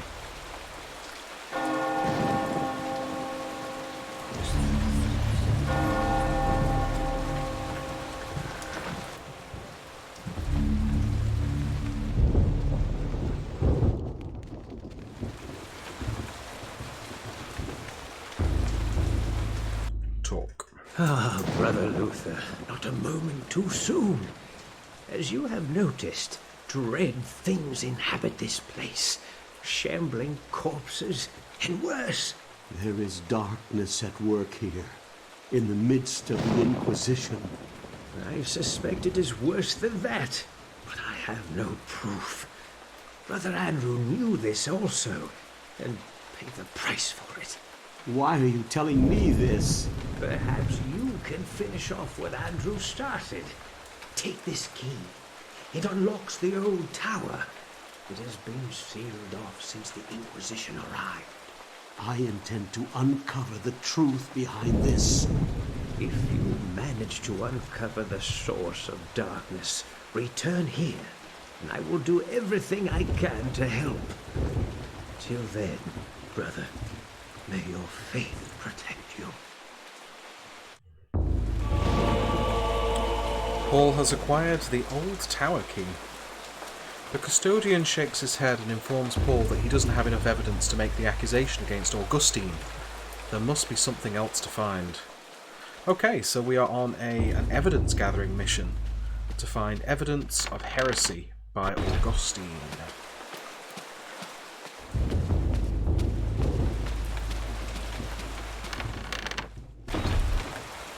Let us go and find probably a ruby in order to complete that pattern.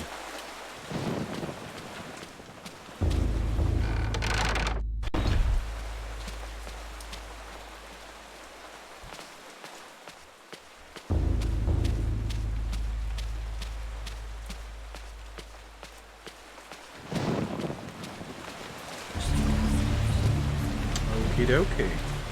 So let's use our old tower key.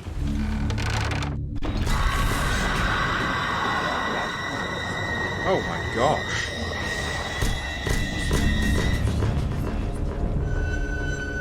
Oh, that was a creepy sound effect right in your ear.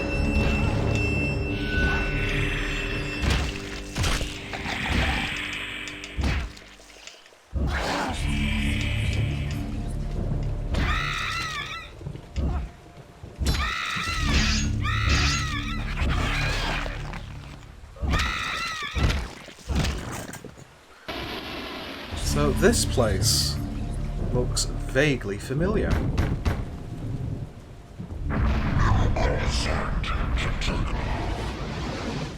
And it looks vaguely familiar because we have been here before. This is where poor Anthony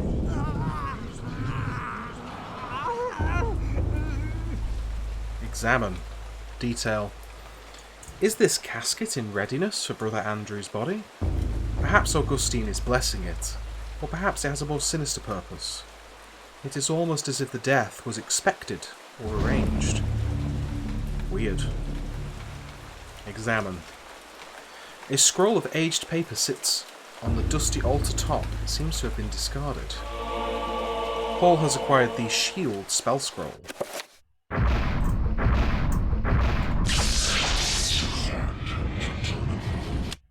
Very nice. And I've just heard a creepy sound effect of Anthony's voice. His tortured anguish when he was being tortured by that awful spell scroll that he decided to open.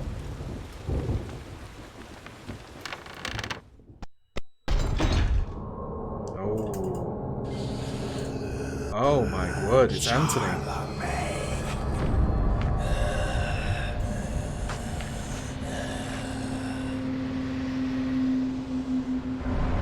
Oh no, it's Anthony.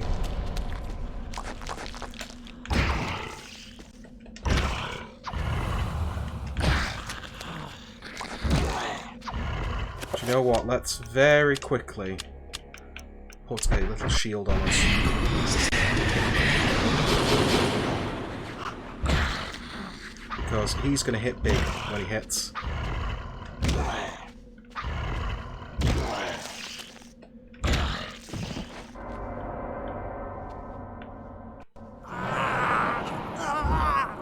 Oh, he's getting back up.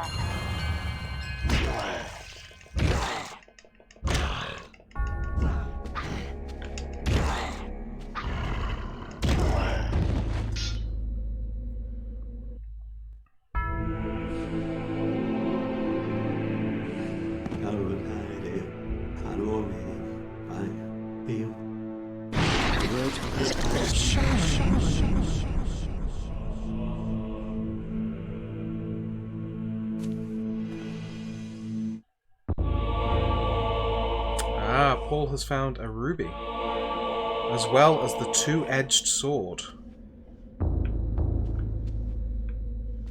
Okay, well, let's change the two-edged sword because we know that that was great. Also, that was Anthony who, centuries ago, was cursed by a scroll that he read and was actually intended for Charlemagne. And he is obviously still alive, or rather he was. Oh, don't play the creepy xylophone. Not right down my ear. Oh, hello.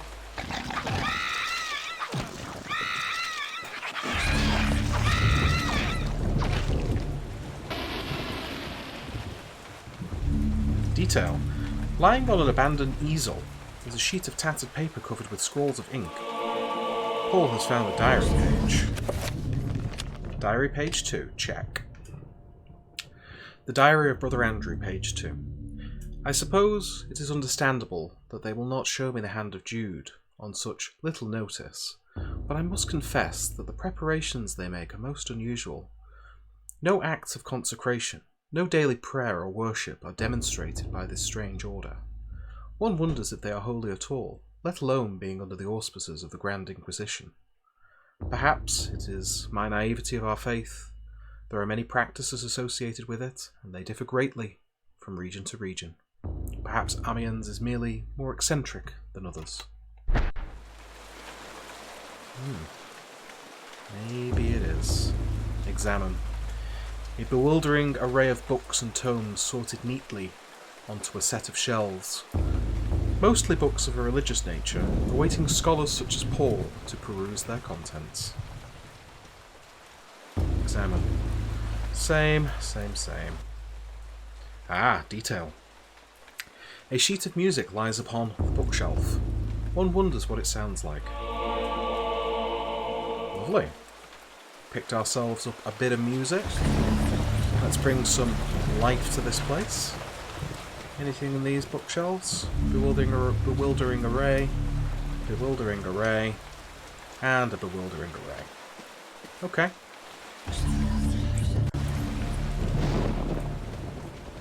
Got ourselves some sheet music. Let's go and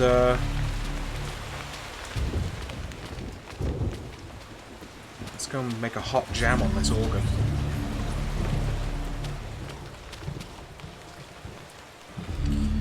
By means of bellows and pump, the pipe organ is able to play deeply moving music. It has the power to inspire faith, to influence hearts beyond the control of the mind. Should Paul play the organ? Yes, I think he should. Let's play this jam. Okay, here we go.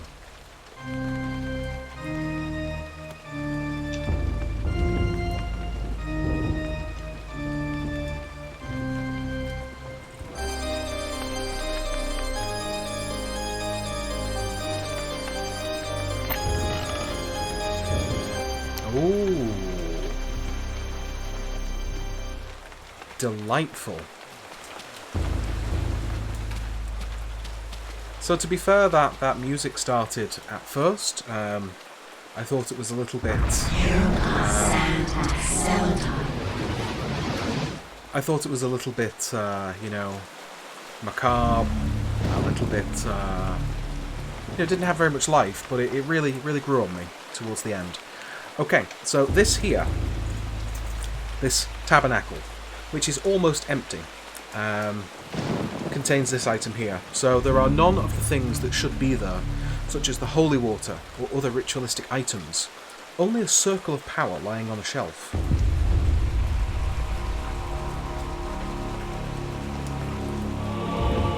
Paul has acquired a circle of power.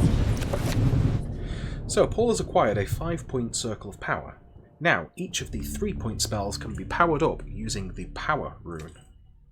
Do I have the power rune? No, I do not. It's the last rune for me to find. So what that means is I can cast even more powerful spells by increasing the number of runes that I call upon. Okay, so we've got a ruby, an emerald, and a sapphire. I think it's time to go and place them on the receptacle down here.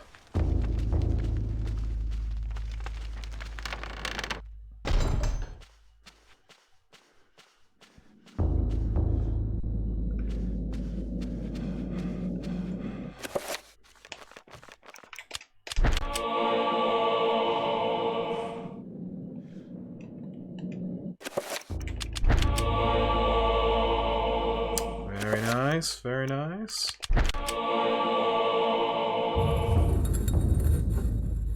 A secret panel or set of stairs is revealed. Oh, hello, sir.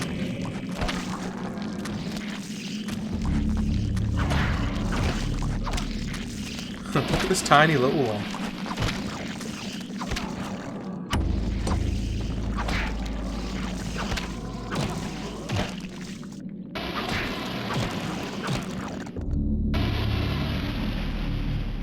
So much like Anthony, when you give Brother Paul the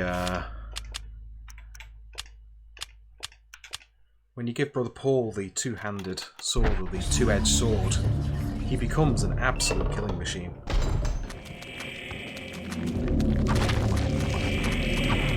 Oh, oh, oh! There's lots of them.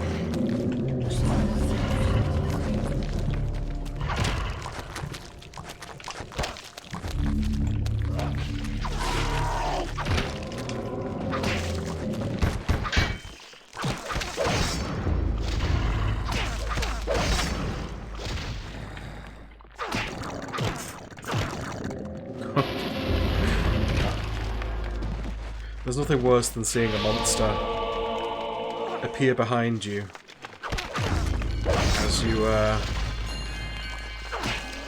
as you start to initiate a sequence of automatically killing one of them.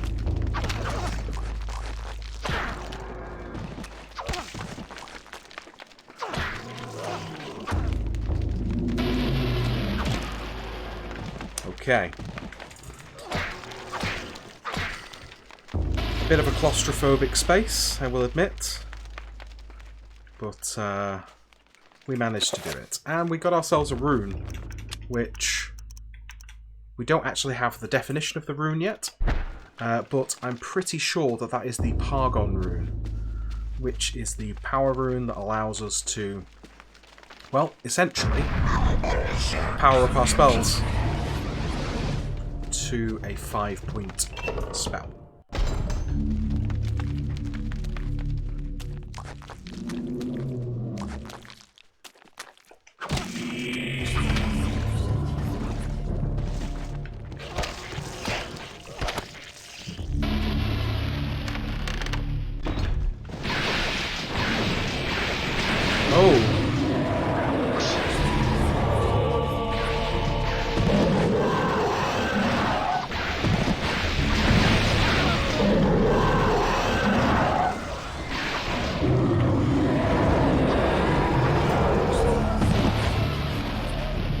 I'm very thankful that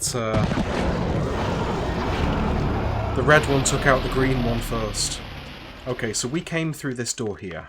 And what's this in the corner here? Examine. Detail. An effigy of a monk reclining on a sacrificial altar. A deep groove bisects its chest. The monk's face looks almost exactly like the custodian. The inscription reads, "Only when thy friend is sacrificed, when his cries fill the air, will the great doors be open to thee." Oh.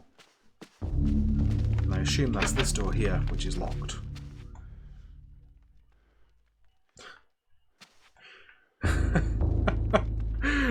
What room did I say?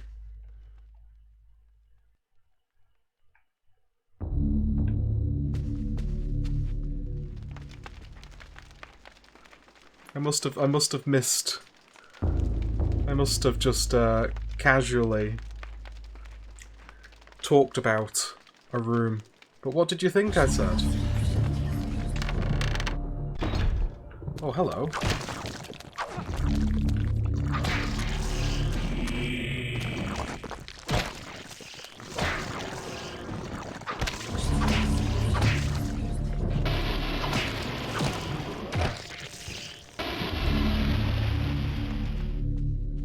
Oh, what is through here? Ah, it's this familiar room that we've seen a couple of times now. A sort of underground library, where we originally used the pots to weigh down a pressure plate in order to allow us to progress.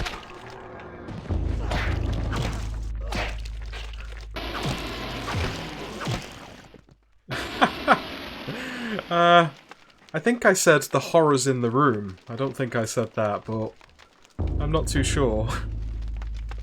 Examine. Detail. Arcane documents and treatments of the demonic arts. Paul daren't touch them for fear of the taint of evil. Oh yeah, I wouldn't touch them either, Paul. Detail. As further proof of the heresy within this dark cathedral, a table bears arcane documents.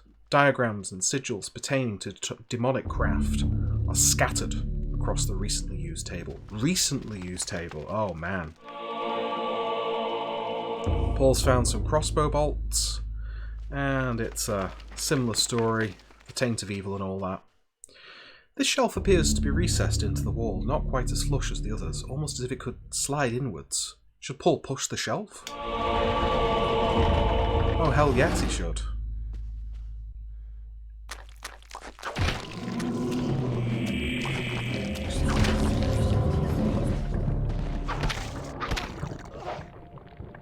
Dark, evil monsters.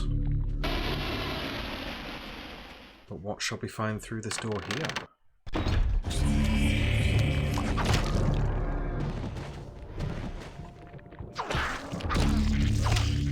Oh, there's certainly something on the altar. Wait there. Tucked into a niche within the wall, a stone tablet is found. It's a magical codex, and that's for Pargon, so by adding Pargon runes to a spell, it can be powered up, intensifying its effects. So now, if I go to my spell list... Oh, do I have to redo them all? Oh, I do have to redo them all. Okay, I'll do that in just a moment. So, examine. Detail. A torn diary page has been placed on the shrine. Pick up. So, another diary page. This one, quite literally, chittering with a whispery wind. The Diary of Brother Andrew, page 3. With a shudder, my heart turned to ice. I came to the brutal realization that the entire Order were heretics, and that I was in incredible jeopardy. Who knows how long they had kept their dark secret, masquerading as custodians of the Hand of Jude, when in fact they guarded a damnable relic, the essence of the unholy Chattur'gha, and used it to lure potential victims to their hideous sacrifice. I felt sick, and despite my faith, I felt intense fear and hopelessness. I know that I must escape this place before they suspect my knowledge. I must warn the world and notify the real Inquisition of their presence. Knowing death is just around the corner, and fearing every moment, I commit these words to paper. Augustine will find this book. I will remove certain pages and hide them, so that all who may follow might discover the truth before it is too late. Well, that is a pretty grim discovery. Right, okay, so let me show you real quick. Let's go back to this room. Let me show you real quick what the 5-point spells do. So, spell list. Let's go for enchant item. Check. So this needs Antibok and Magamore. So new spell, 5 points. Chattur'gha, Antibok, Magamore, Pargon.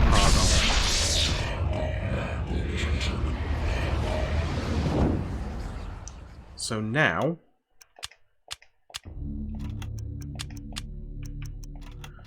if I want to cast enchant item, which I will do, I can do it with a 5-point level, and I will do 5 points on my sword.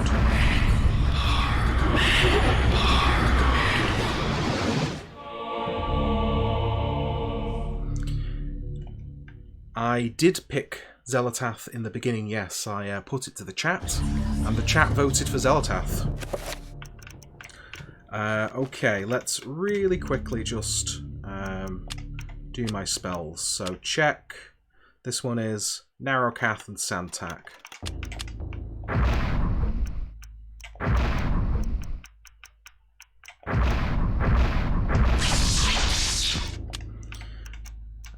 Okay, check. We've got Narrowcath and Redgamore.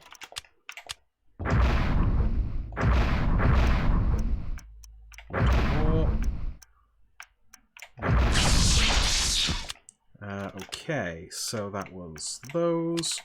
Check. We've got Bankarok and Redgamore.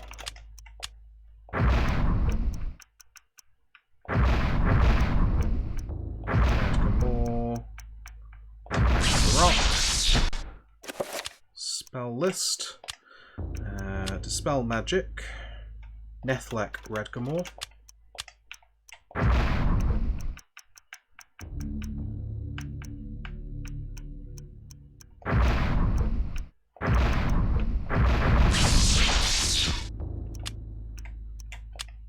And the last two, we've got Tia and Aratak.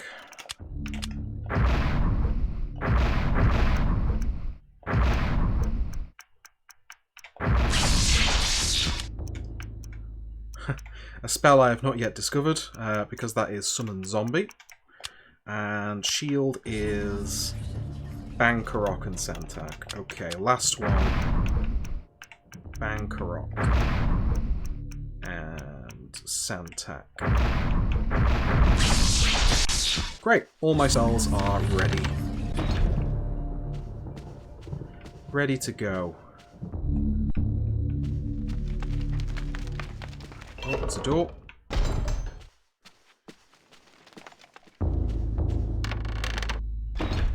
Okay, is there a door over here? Oh, no, there's not. Okay. So, that's locked. And I don't yet have anything allegedly to sacrifice. So, let's go and see if the diary page that we found is enough evidence of alleged heresy in order to appease the custodian. I really hope it is, because otherwise I actually can't remember what I need to do.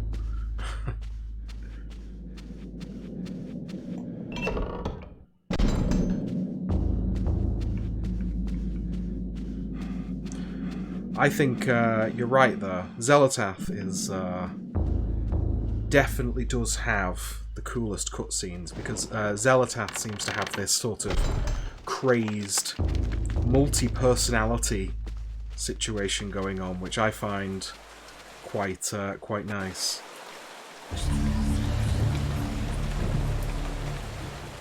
Oh, the perspective has changed. How weird.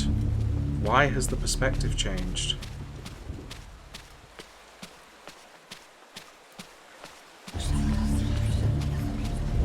Very, very weird.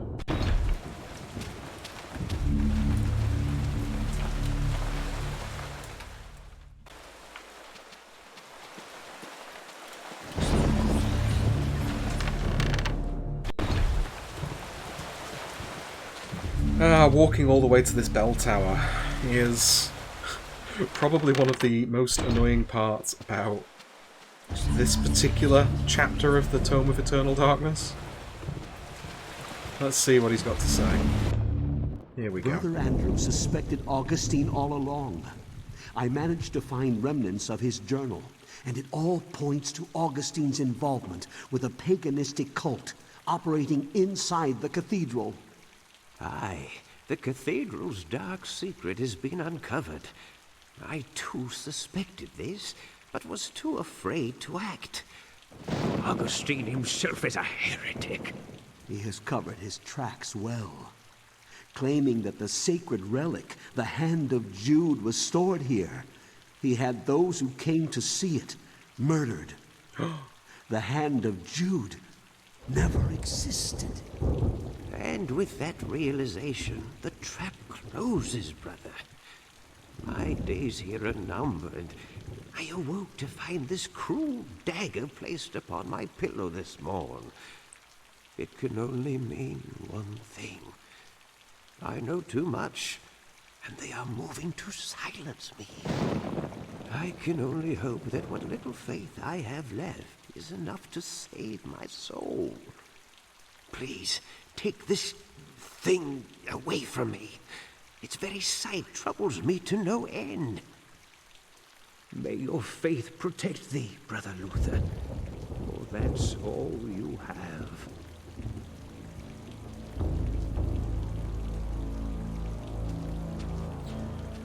Well, I think I know precisely where that dagger is going.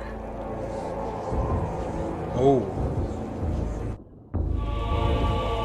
Paul has been given the sacrificial knight. And what I find really creepy is obviously the custodian was up here. He's not past us on the stairs. Where has he gone? But I get the feeling that that sacrificial dagger will come in very, very useful for us. Because there was, in fact, a tomb, or a... what's the word? Like a sarcophagus of some description. Oh my gosh, more zombies. That actually made me jump.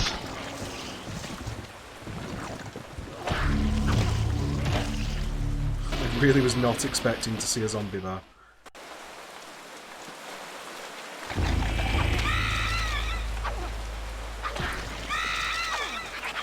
Oh, these dudes freak me out every time. Little jumpy critters that occupy your skin, they're so weird. All side gameplay wise, it's a little tiring in my opinion, but the story itself is so interesting. But you're right, there's an awful lot of walking back and forth with Paul, which is a real shame. But do you know what, right? I've already highlighted it before, but this bit of dialogue here I've always loved, which is the altar is bereft of holy adornment. No crucifix, no Bible, no sacrament of any kind. Paul is disturbed by this sight. What faith does this order practice? And that observation, coupled with many of the diary entries from Brother Andrew, who was murdered, I find a real compelling bit of narrative. Oh gosh, there's another one. Finish him.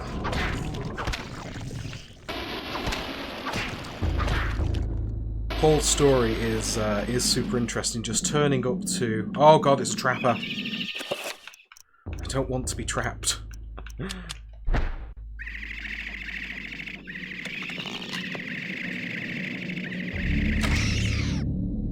Not today, trapper.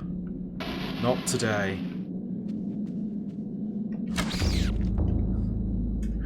Yeah, the idea that he's turned up in the middle of the night, you know, it's peak Inquisition, and a murder happens for which he becomes a suspect of. It's super interesting. Anyway, we've got ourselves a sacrificial knife, and I'm pretty sure... Oh, there's more zombies!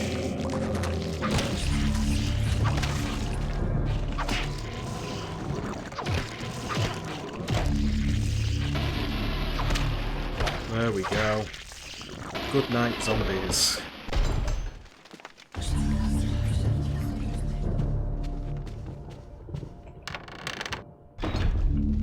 Ah, it's a bone thief.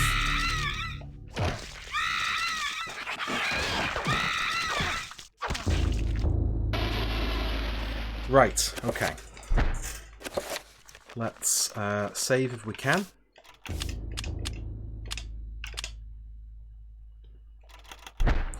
And examine this, which is an effigy of a monk reclining on a sacrificial altar.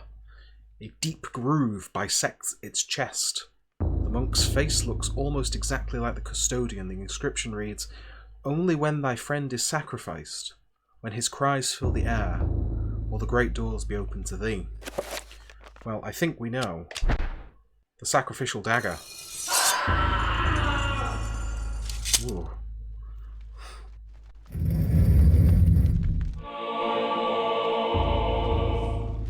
Have we just killed the custodian? Is that what we've just done?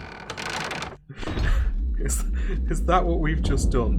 We've killed the poor custodian. Right, okay, so we've got a Zelatath damage field here, which we can dispel using our brand new 5-point spell.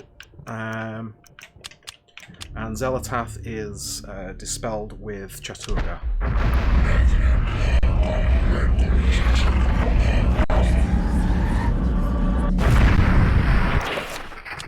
What I'm quickly going to do is I'm actually going to replace it with my own damage field, just in case anything comes. I don't know whether it will. I can't remember.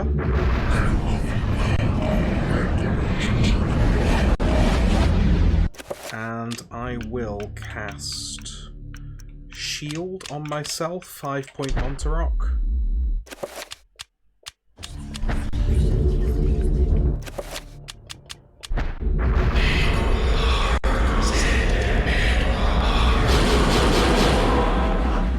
So that should at least keep me alive in case I get jumped in this section, which I think I do. I think somebody attacks me here. Examine. Detail.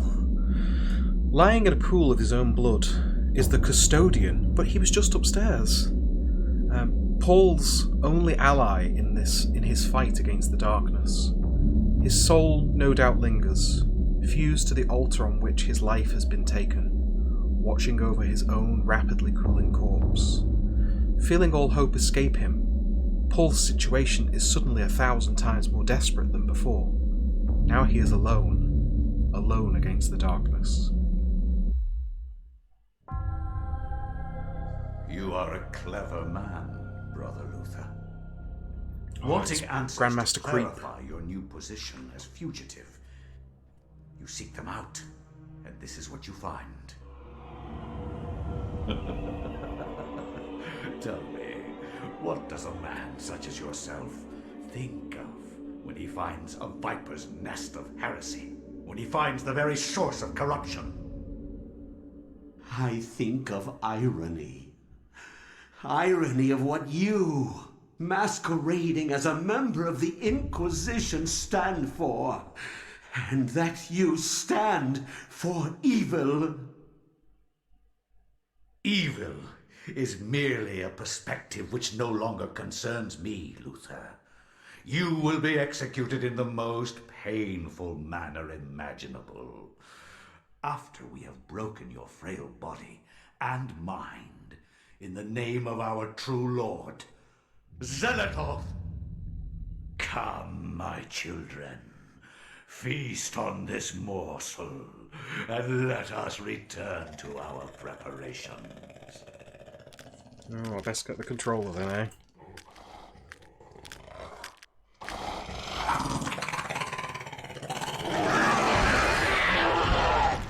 Ah, it's Bone Thieves, lovely. And I've put my damage field well far away. Okay, wait there, I'll tell you what I can do. I can do enchant item 5 points with Chaturga.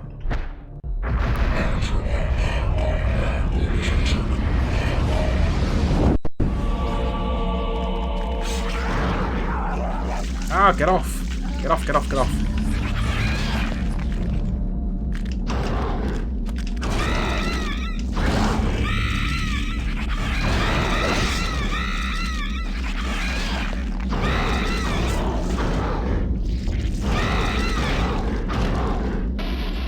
It may have been a bit unnecessary to set a damage field, as well as a 5-point enchantment of my sword.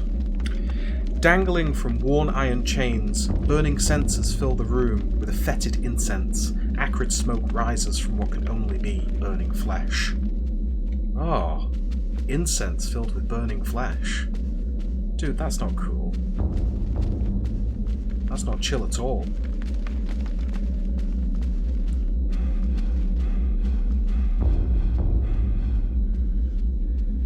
Okay.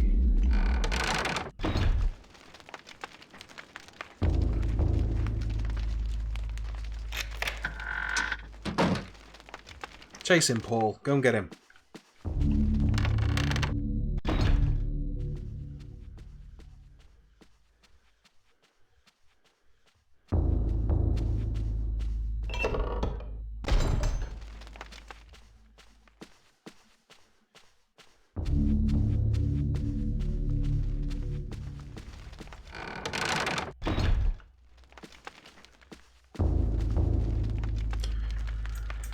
This door is decorated more than most within the catacombs. Sensing an immense evil behind this door, Paul wonders if the ceremony the monk had mentioned earlier is taking place behind it. Should Paul enter and put an end to the heresy?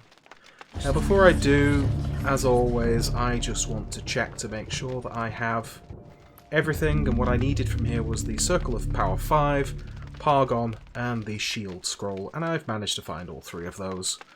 So, nothing essential has been left behind. Should Paul enter and put an end to the heresy? Yes, he should.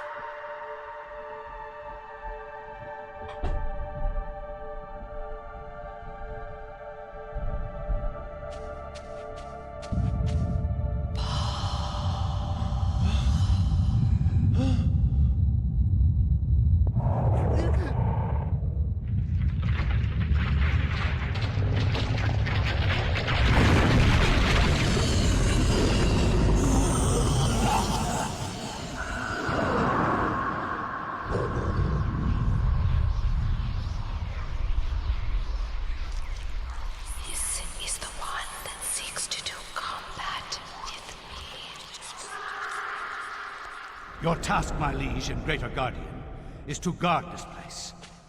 Do not worry about this worm. His kind yelps in terror at the sight of your mightiness.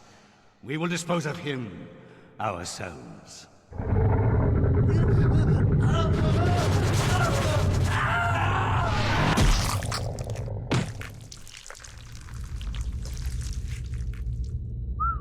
If I am to guard this place, then I will do it as I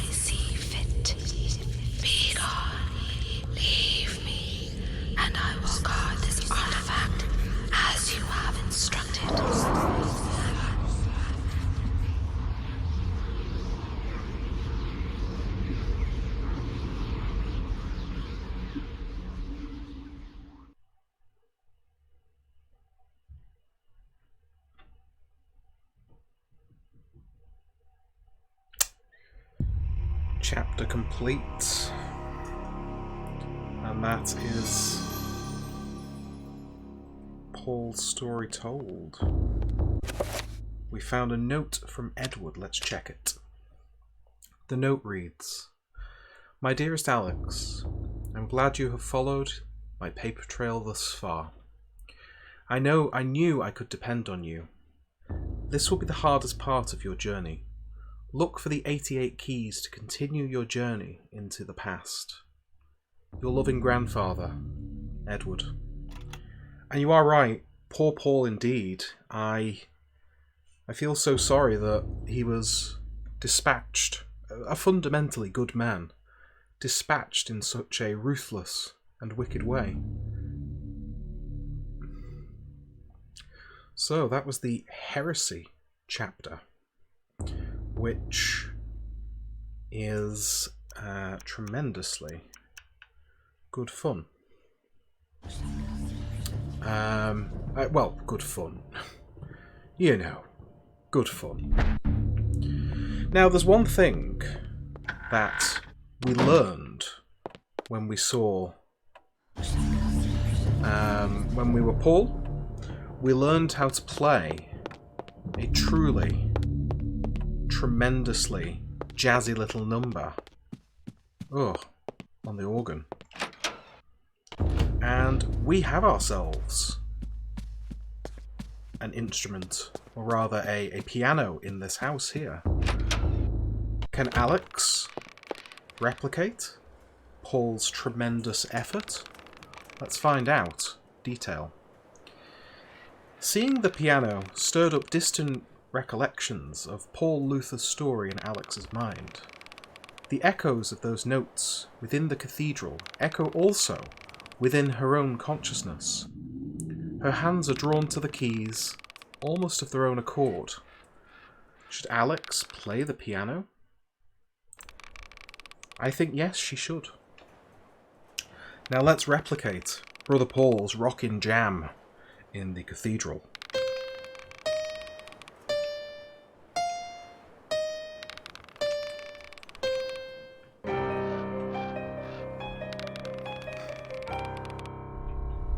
There we go. I think it sounded better when Paul played it. A chapter page is hidden inside the piano. Should Alex retrieve the chapter page? Yes, I think she should. And I think I will probably finish this last chapter today. I will finish the Forbidden City, which we've just found, because I feel like 3 chapters is a good stream. Oh, an unexpected cutscene.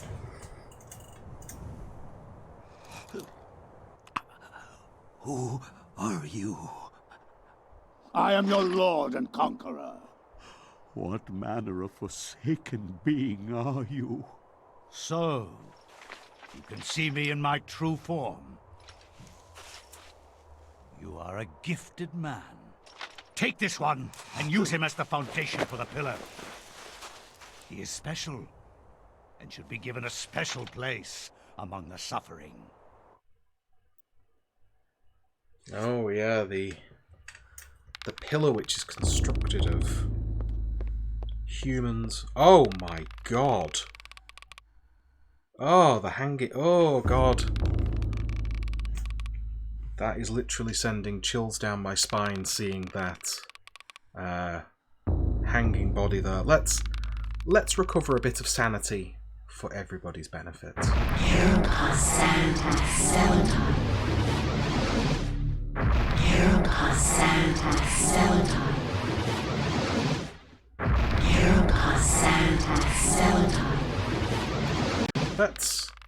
What happens if we go near the corpse? Oh, I don't want to examine the corpse. I really don't want to. But I'm going to do it. The darkness is coming. Oh, creepy. Wasn't quite as scary as the bath scene, but it was scary enough. Right, okay, so we've got a chapter page, and this will be the last chapter of this stream today. It's called The Forbidden City, and here we go. Much has been written about the exploits of conquerors. In the context of history, one man's champion is another man's nemesis, hero or murderer. Much has been written, but what has not is far more interesting. The Tome of Eternal Darkness mentions a Venetian artist and architect of the Renaissance named Roberto Bianchi. Roaming abroad to find inspiration, he was captured by a warlord expanding his empire. He forced Roberto to use his architectural and engineering skills to construct a monument to his greatness. To complete his task, he must survey the site. Roberto has a great story, actually. Not quite as good as Paul Luther, but I seem to recall liking Roberto's story. Survey the site quickly, dog, and maybe you'll live long enough to see the sacrament's construction.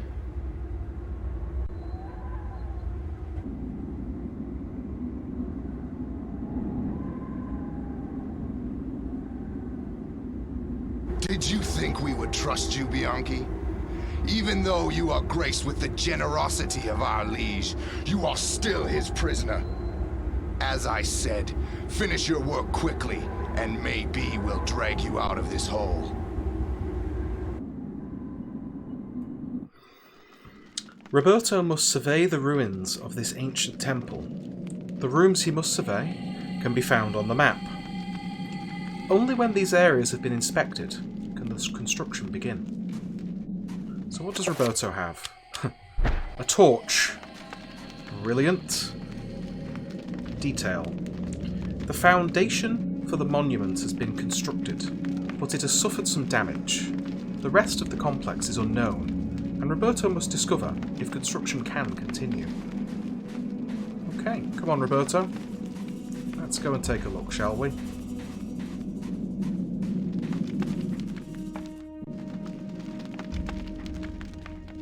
Okay.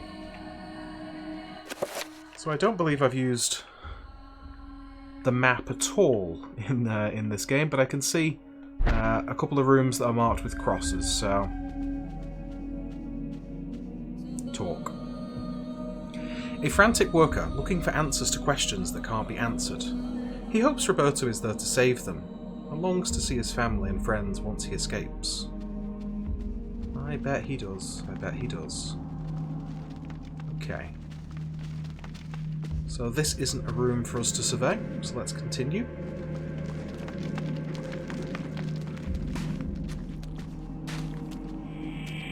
What? What? I don't like this one bit. There's monsters and all we've got is a torch. That sucks. Alright, so this is a dead end, okay.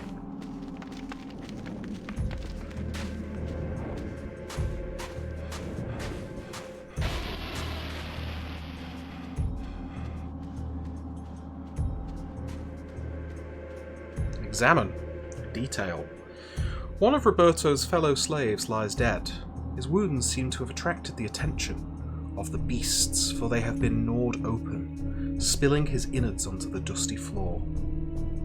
Poor dude. That's not a nice way to go. Okay, so let's see what... Should Roberto try to survey this area? Yes. The structure around here shows signs of stress.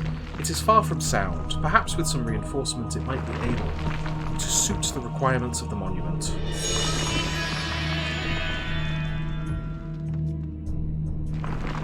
So, what's this dude got to say to us? Anything? No, apparently not. What a shame.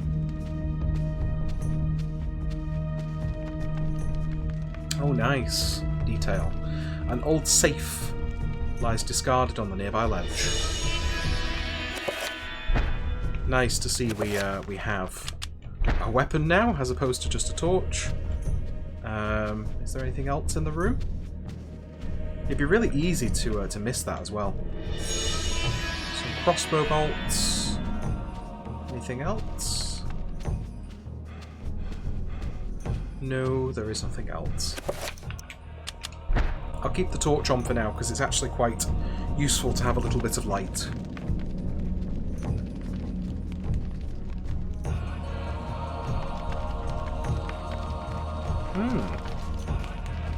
Oh, hello. There's a... A lever is situated near the gate. Should Roberto pull the lever? Yes.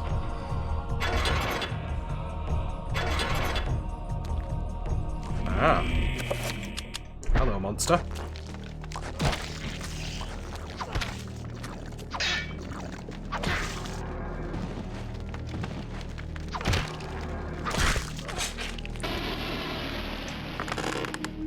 Let's pull the next one.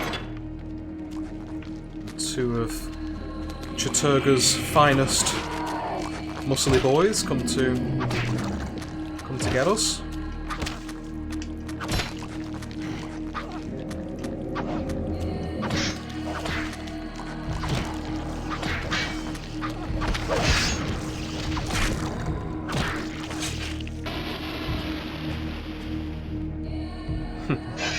These guys regenerate. I always forget that.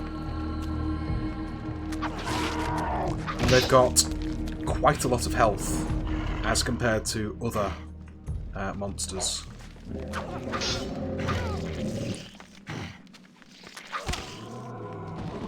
But it's okay. They are no match for our sword skills.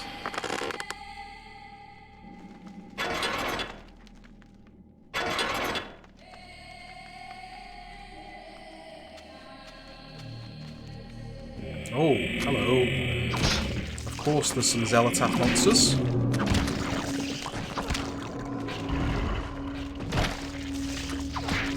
Everybody else has made an appearance at the talent show.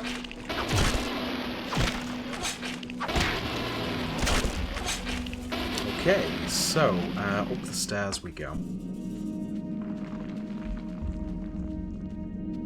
Some crossbow bolts. Does this guy want to speak to us? No, he doesn't.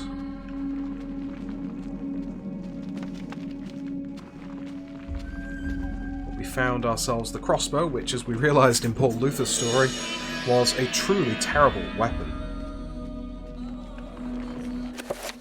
Is this? This is a room that needs to be surveyed.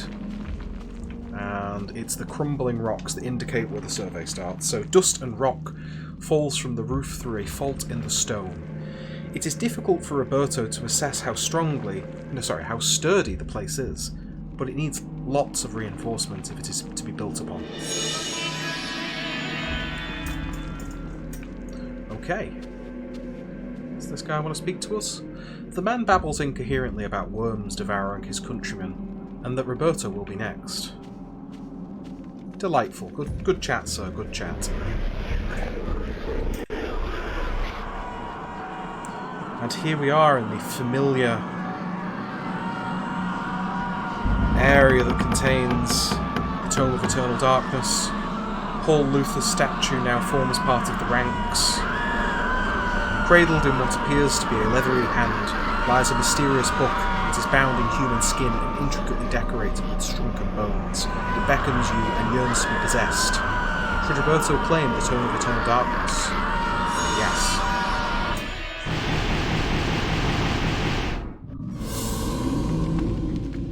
Alright.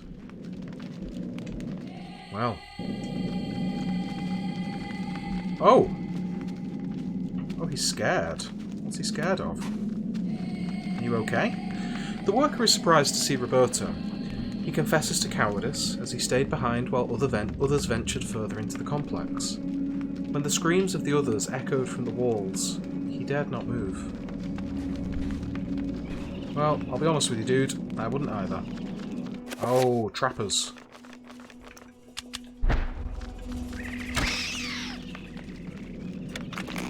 I do not fancy a trip to the Trapper realm, so the crossbow is at least good for that.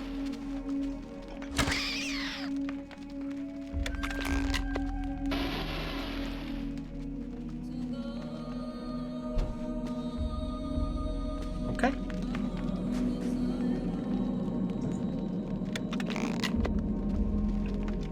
examine. Oh. Wait, go back down, go back down. Need to examine. Detail. A collapsed roof and scaffolding prevents Roberto from proceeding further down this corridor. I did see some Zelatath creatures up ahead, so let's protect ourselves. So let's just do a 5-point Mantarok shield.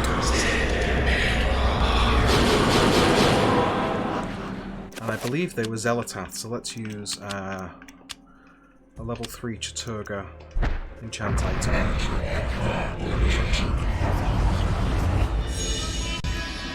Great.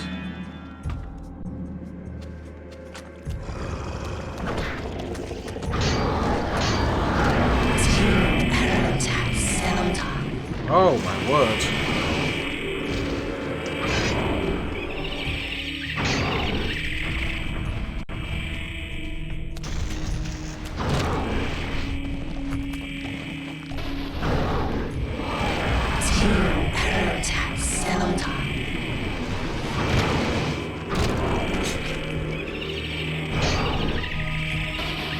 I can't believe he's summoning trappers. Oh no, he's got me to the trapper domain.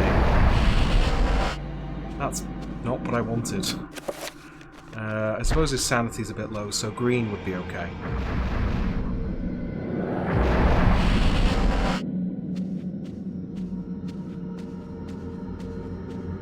Let's get that old sanity up there. Delightful. And we will exit the trapper domain after this minor inconvenience.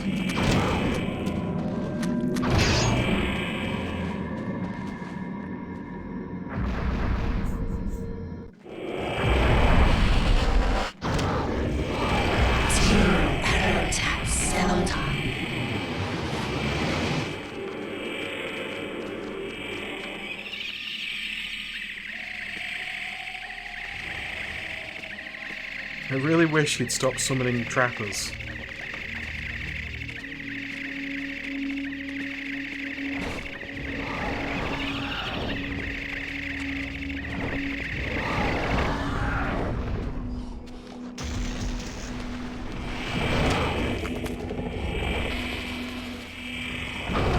Come on, dude. Just die already.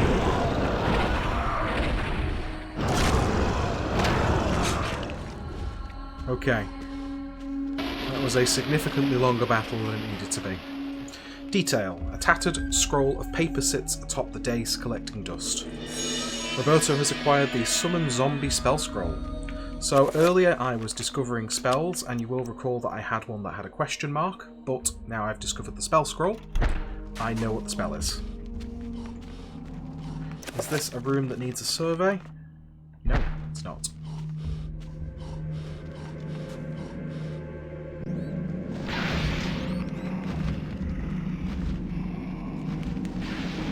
Okay, let's just go straight back up and reinvigorate our shield.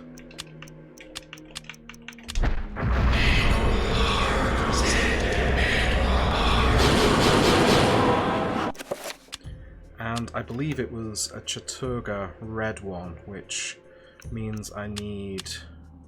Let's just go for a... In fact, you know what? Because it could be a mixed room. Let's instead go for enchant item, 5-point Mantarok. Okay, let's go for 3.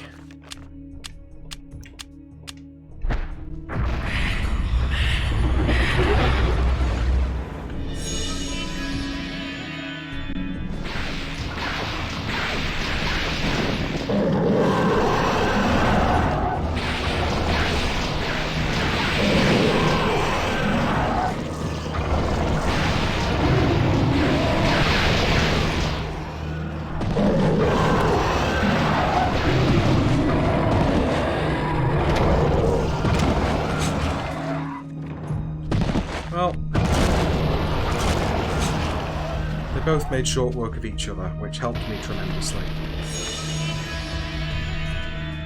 So we've got some crossbow bolts. That's a dead end. And there's a dead body here. Let's see what the examination says. A worker's corpse lies amidst a pile of rubble. The man's body had been pulverized by being thrown against the wall with such ferocity that it had collapsed. Wow.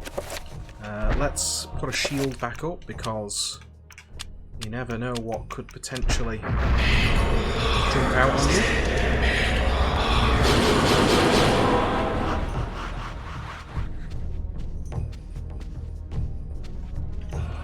Detail. Another worker's corpse. This time slashed from behind as he ran from his attacker, hoping to escape. Disaster.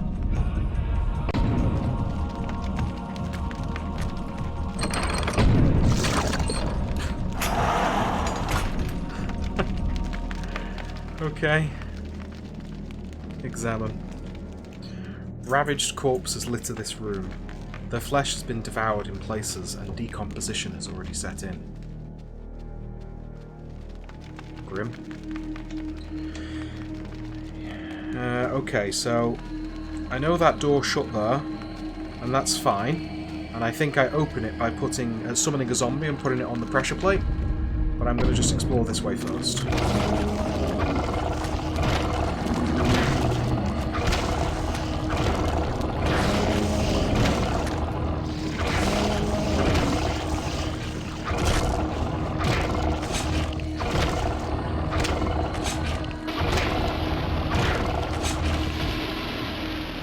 Okie dokie. So, lots of ways to go here. Lots of ways to go. Let's climb down for... Oh, trappers, trappers, trappers.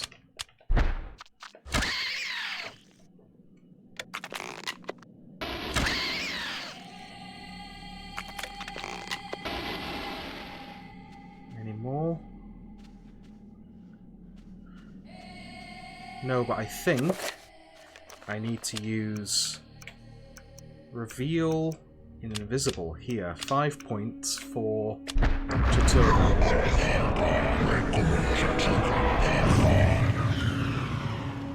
And there is the sapphire effigy here, which is in this alcove, which I will pick up. I knew that was there as a result of a previous playthrough. My controller doesn't have rumble support, but on the original console, the controller rumbled when there was hidden items nearby, so I would have known that was there from that, but not here. Stones and rubble from the collapsed ceiling prevent any passage in this direction.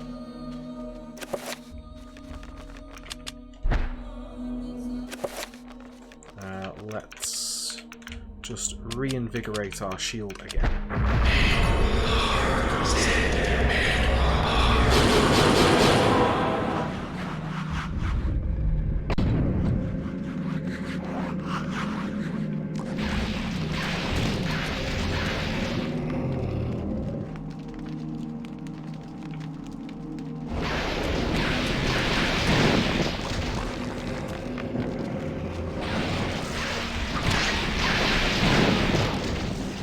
Oh my guys, very, very, very nearly dead.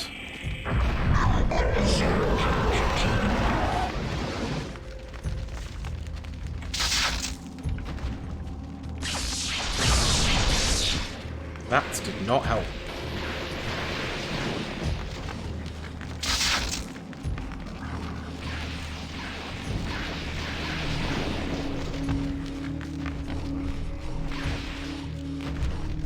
I could really do with getting him out of this room, to be honest with you.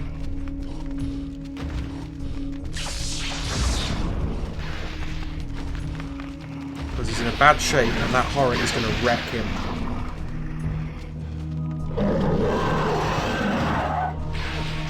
Please, please, please, please. Oh my word.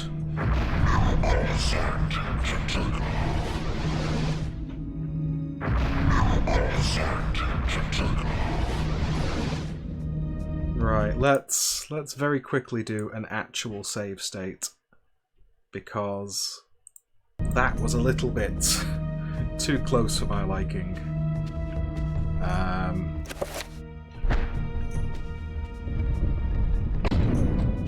Right, okay.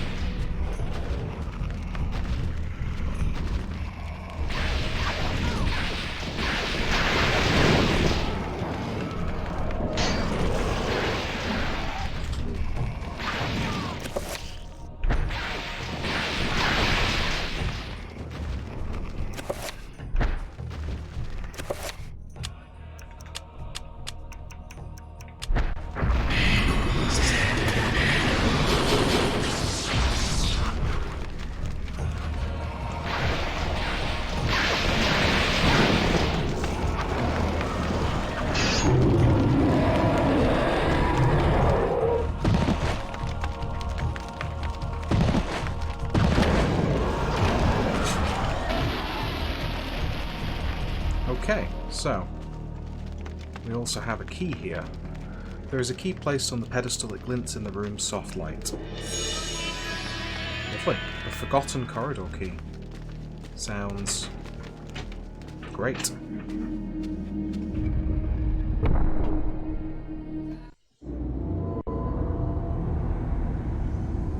Help me, Grandpa. I can't take this anymore. Don't be so weak, Alex. You have a stronger mind than this. I didn't bring up a weakling. Not a scared wretch of a girl. You kept all this from me. You kept me alone.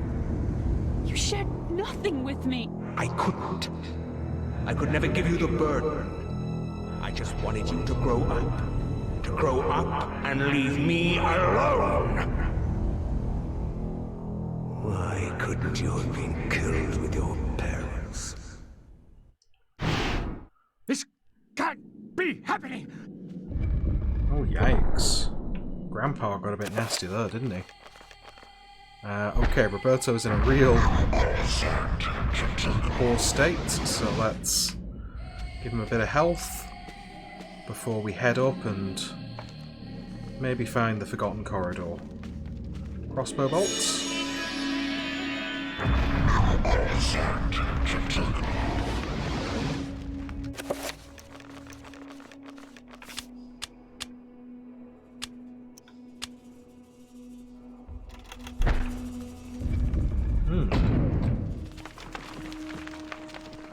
I can hear the distinctive sound of crumbling, which means that this is another room that needs to be surveyed. Although crumbling in places, the structure of this area could be braced to provide enough of a foundation for the monument. Very good. Oh, oh, oh! Oh my god, leave me alone!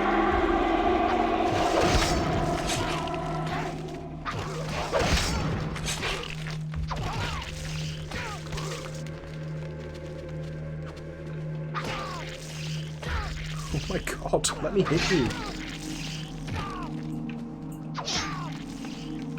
Oh.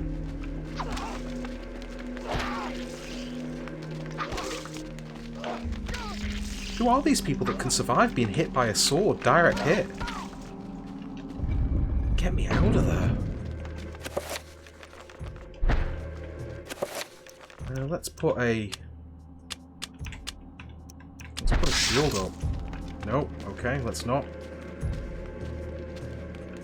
That just seemed like bullying.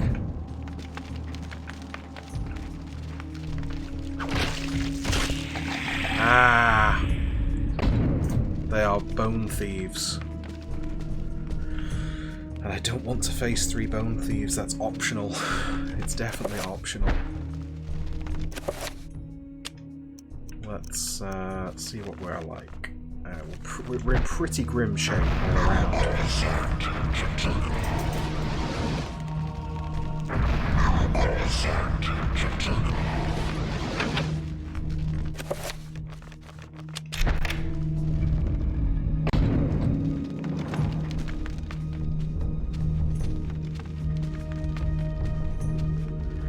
This is the place that has the floor will damage you, and I do need to go through there eventually. But I think before I commit to going down there, I think I will go and check out. Did I go down here? Yeah, I did. I'll go and check out this pressure plate situation. So let's summon a zombie.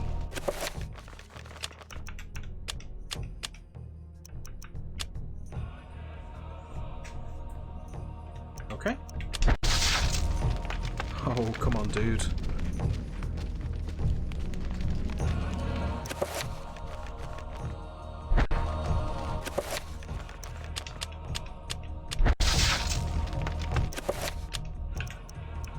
Recover 5 point. Miracle pardon, Sanity pardon. I'm pretty sure that recovers precisely the amount spent on the spell. Oh, come on! Roberto, you suck. Your mana pool is rubbish.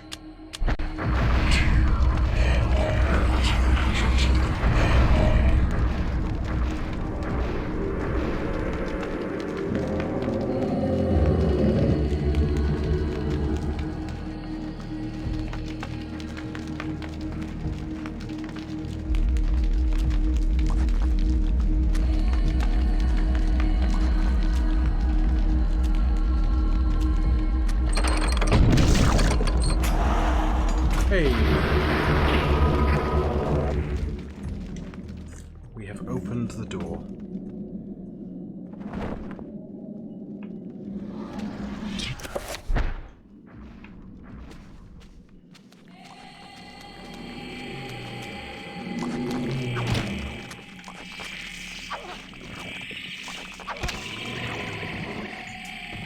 Why are you using trappers against me, dude?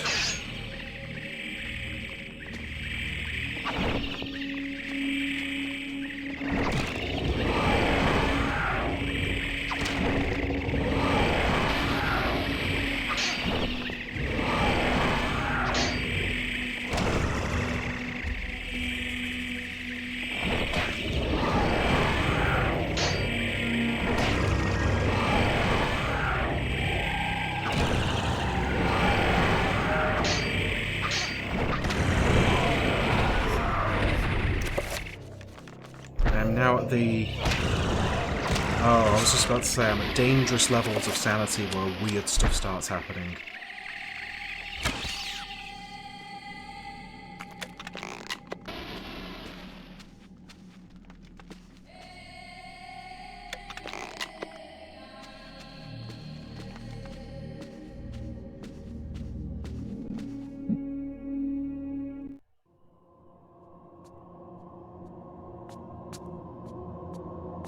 Venture no further, or be struck down where you stand. Who? What? I am the guardian of this temple, the Forbidden City. None shall enter except the chosen. Speak. You are the chosen. For many years I have tested those who came here, and all have failed. You are unaffected by the power I wield, and thus must surely be the chosen. I? Once I was as you were, confused and without answers, yet they came in time. Now my duty is complete. I can finally rest. Oh, my sacrifice was not in vain.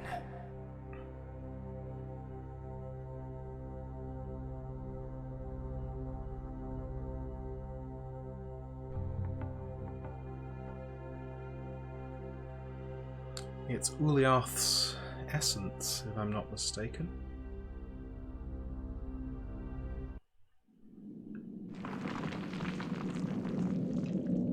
Roberto can feel the acidic touch of the artifact's magic, reaching towards him. Using a shred of cloth from his robes to shield his hands, he retrieves the hovering artifact. Roberto has acquired the essence of Uliath. Roberto has found the ruby effigy. Should Roberto try to survey this area? Yes, he should. The room appears to be an incredibly ancient shrine to the ancients, as noted in the Tome of Eternal Darkness. Could this be what Roberto's captor seeks to preserve with this monument? Maybe, maybe.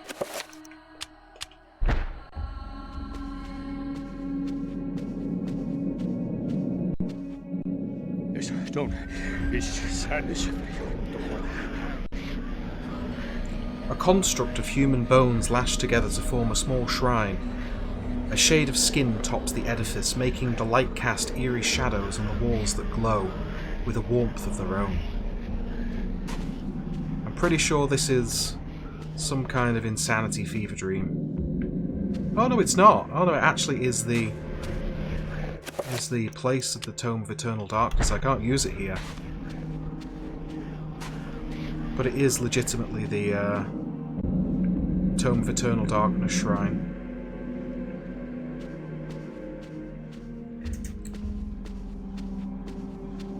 So, we have the Forgotten Corridor, which I believe is the very last area for us to survey.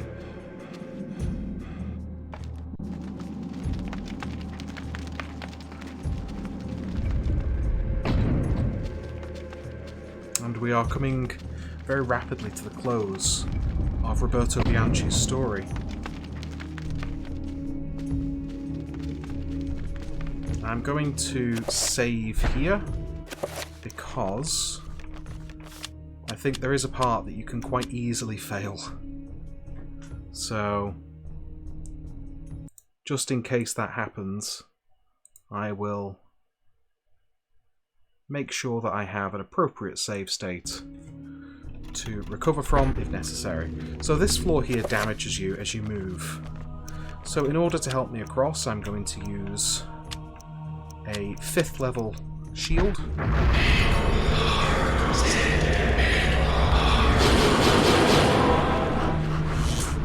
Which should minimize, if not eliminate, any damage that I take as I move across. There we go.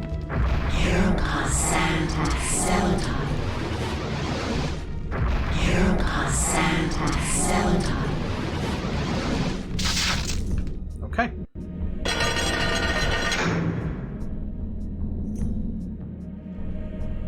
We find ourselves trapped in a room, a cliff edge at the back, and an iron grate before us. There is a worker here. Talk. The man babbles incoherently about worms devouring his countrymen. Yes, we've heard that before. Detail. A hideous bas-relief adorns the monolith. Humans thrown into a nest of huge worms. The people have been sacrificed, ingested by the worms to fuel some unknown, unfathomable process. Wow, that is pretty gross. And what about the bas-relief on the other side? Is it the same one? This carving depicts a man's skeletal remains in the cruel embrace of a multitude of worm-like creatures. Are these the things that killed the men in this room? Maybe.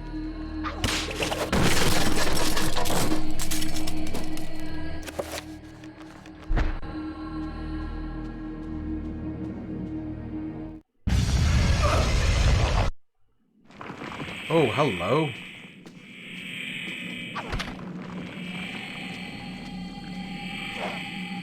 I don't like that one bit. Not one bit, sir. Should Roberto try to survey this area? Not just yet. I'm going to open the gate first. Let's see if there's a bas-relief on the other side as well. There is, but it's not examinable, which is a shame. Let's just see if he's in good health and keeping. Yes, he is. And examine. A lever is mounted on a nearby column. Should Roberto pull it? Yes, he should.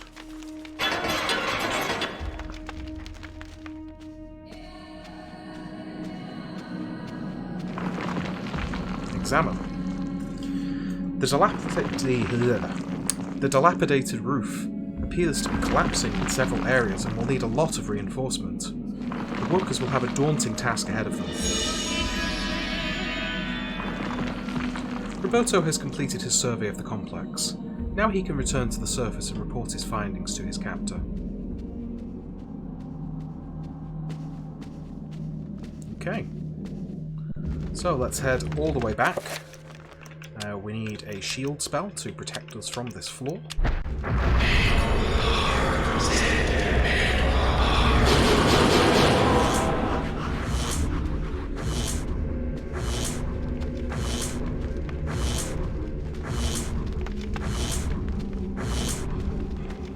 And there we go.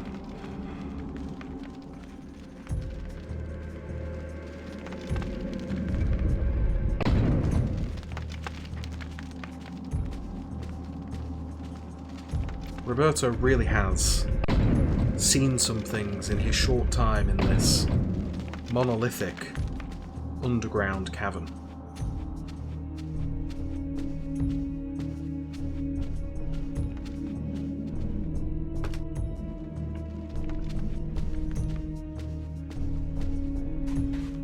Oh, examine, I didn't see this before. Detail.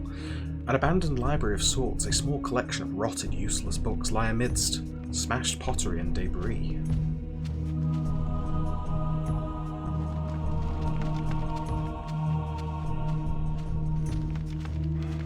Again, another frustrating part of Roberto's story, of course, is that he gets out of breath very easily. And you have to walk all the way back with him.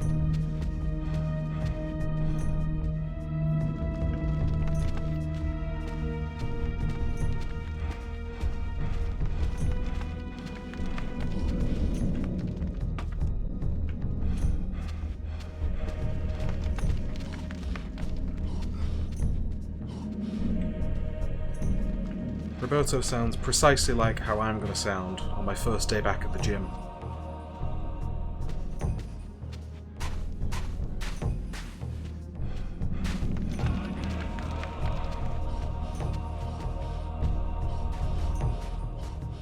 Huh. Where do I go?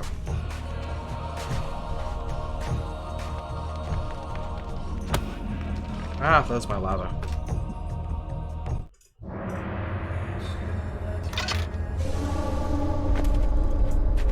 And what news do you bring me, Architect?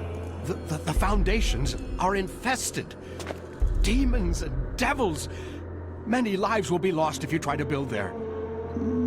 You have done well to complete your goal, Bianchi. The construction will continue as planned. But the demons! You'd be insane to build there. Silence, dog! What dwells beneath the Forbidden City is the very reason it was built. For you to understand, you must witness it firsthand. Let me educate you. Guards!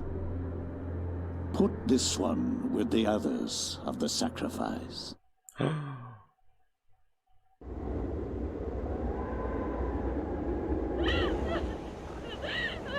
I am the Scourge of God, appointed to chastise you, since no one knows the remedy for your iniquity except me.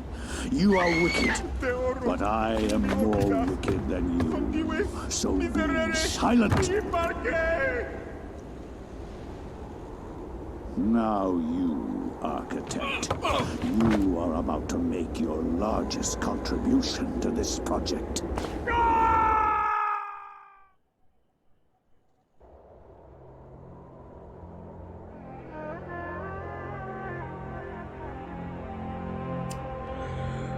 Oh, poor Roberto.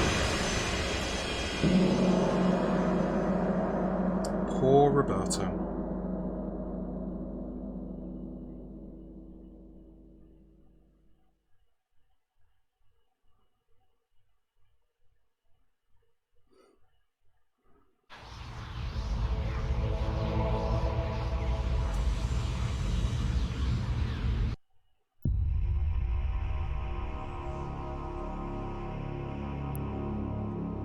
So for anybody who's curious, I hear the distinctive sound of crumbling rock. Where is it?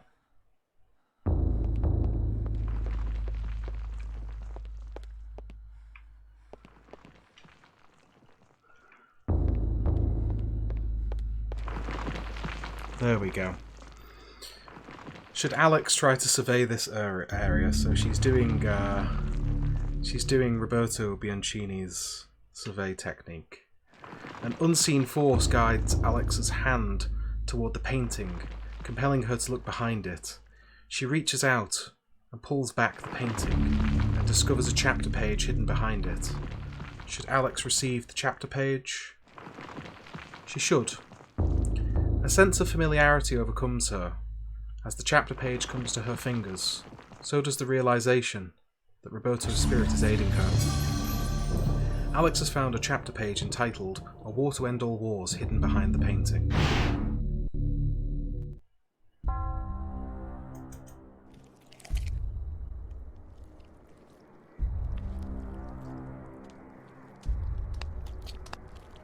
The Black Guardian grows restless, my liege.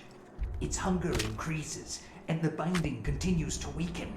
We feed it flesh, but I fear it will not guard the relic too much longer. There is no choice in the matter. It must remain and guard the artifact until the time of planetary alignment. After that, the Guardian may return to its lair. Our master does not like failure. It is imperative to keep the binding intact. Then we have to find more flesh and bone.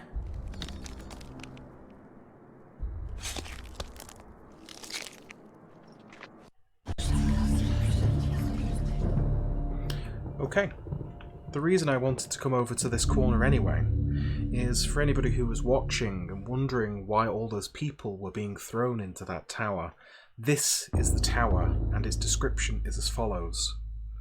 A diabolical drawing of a stack of human bodies, each one cemented into place. What twisted psyche could have executed this drawing? Though disturbing, it is meticulously rendered down to the subtlest detail, the precise anatomy of fractured bones, and the convolutions of spines and ribs entwine into a mesmerizing sight. And that is the tower that has been constructed by Augustine in the middle of the desert above the Forbidden City, and part of what Roberto Bianchini now calls his final resting place. In any event, we have found our next chapter page, but I will save that for next time. So, to anybody and everybody who has tuned in, thank you very much for doing so. I appreciate you taking the time to come and watch, and I hope that I see you next week, where I will be doing part 3 of this Eternal Darkness, Sanity's Requiem long play. Take care, stay safe, and I will see you soon.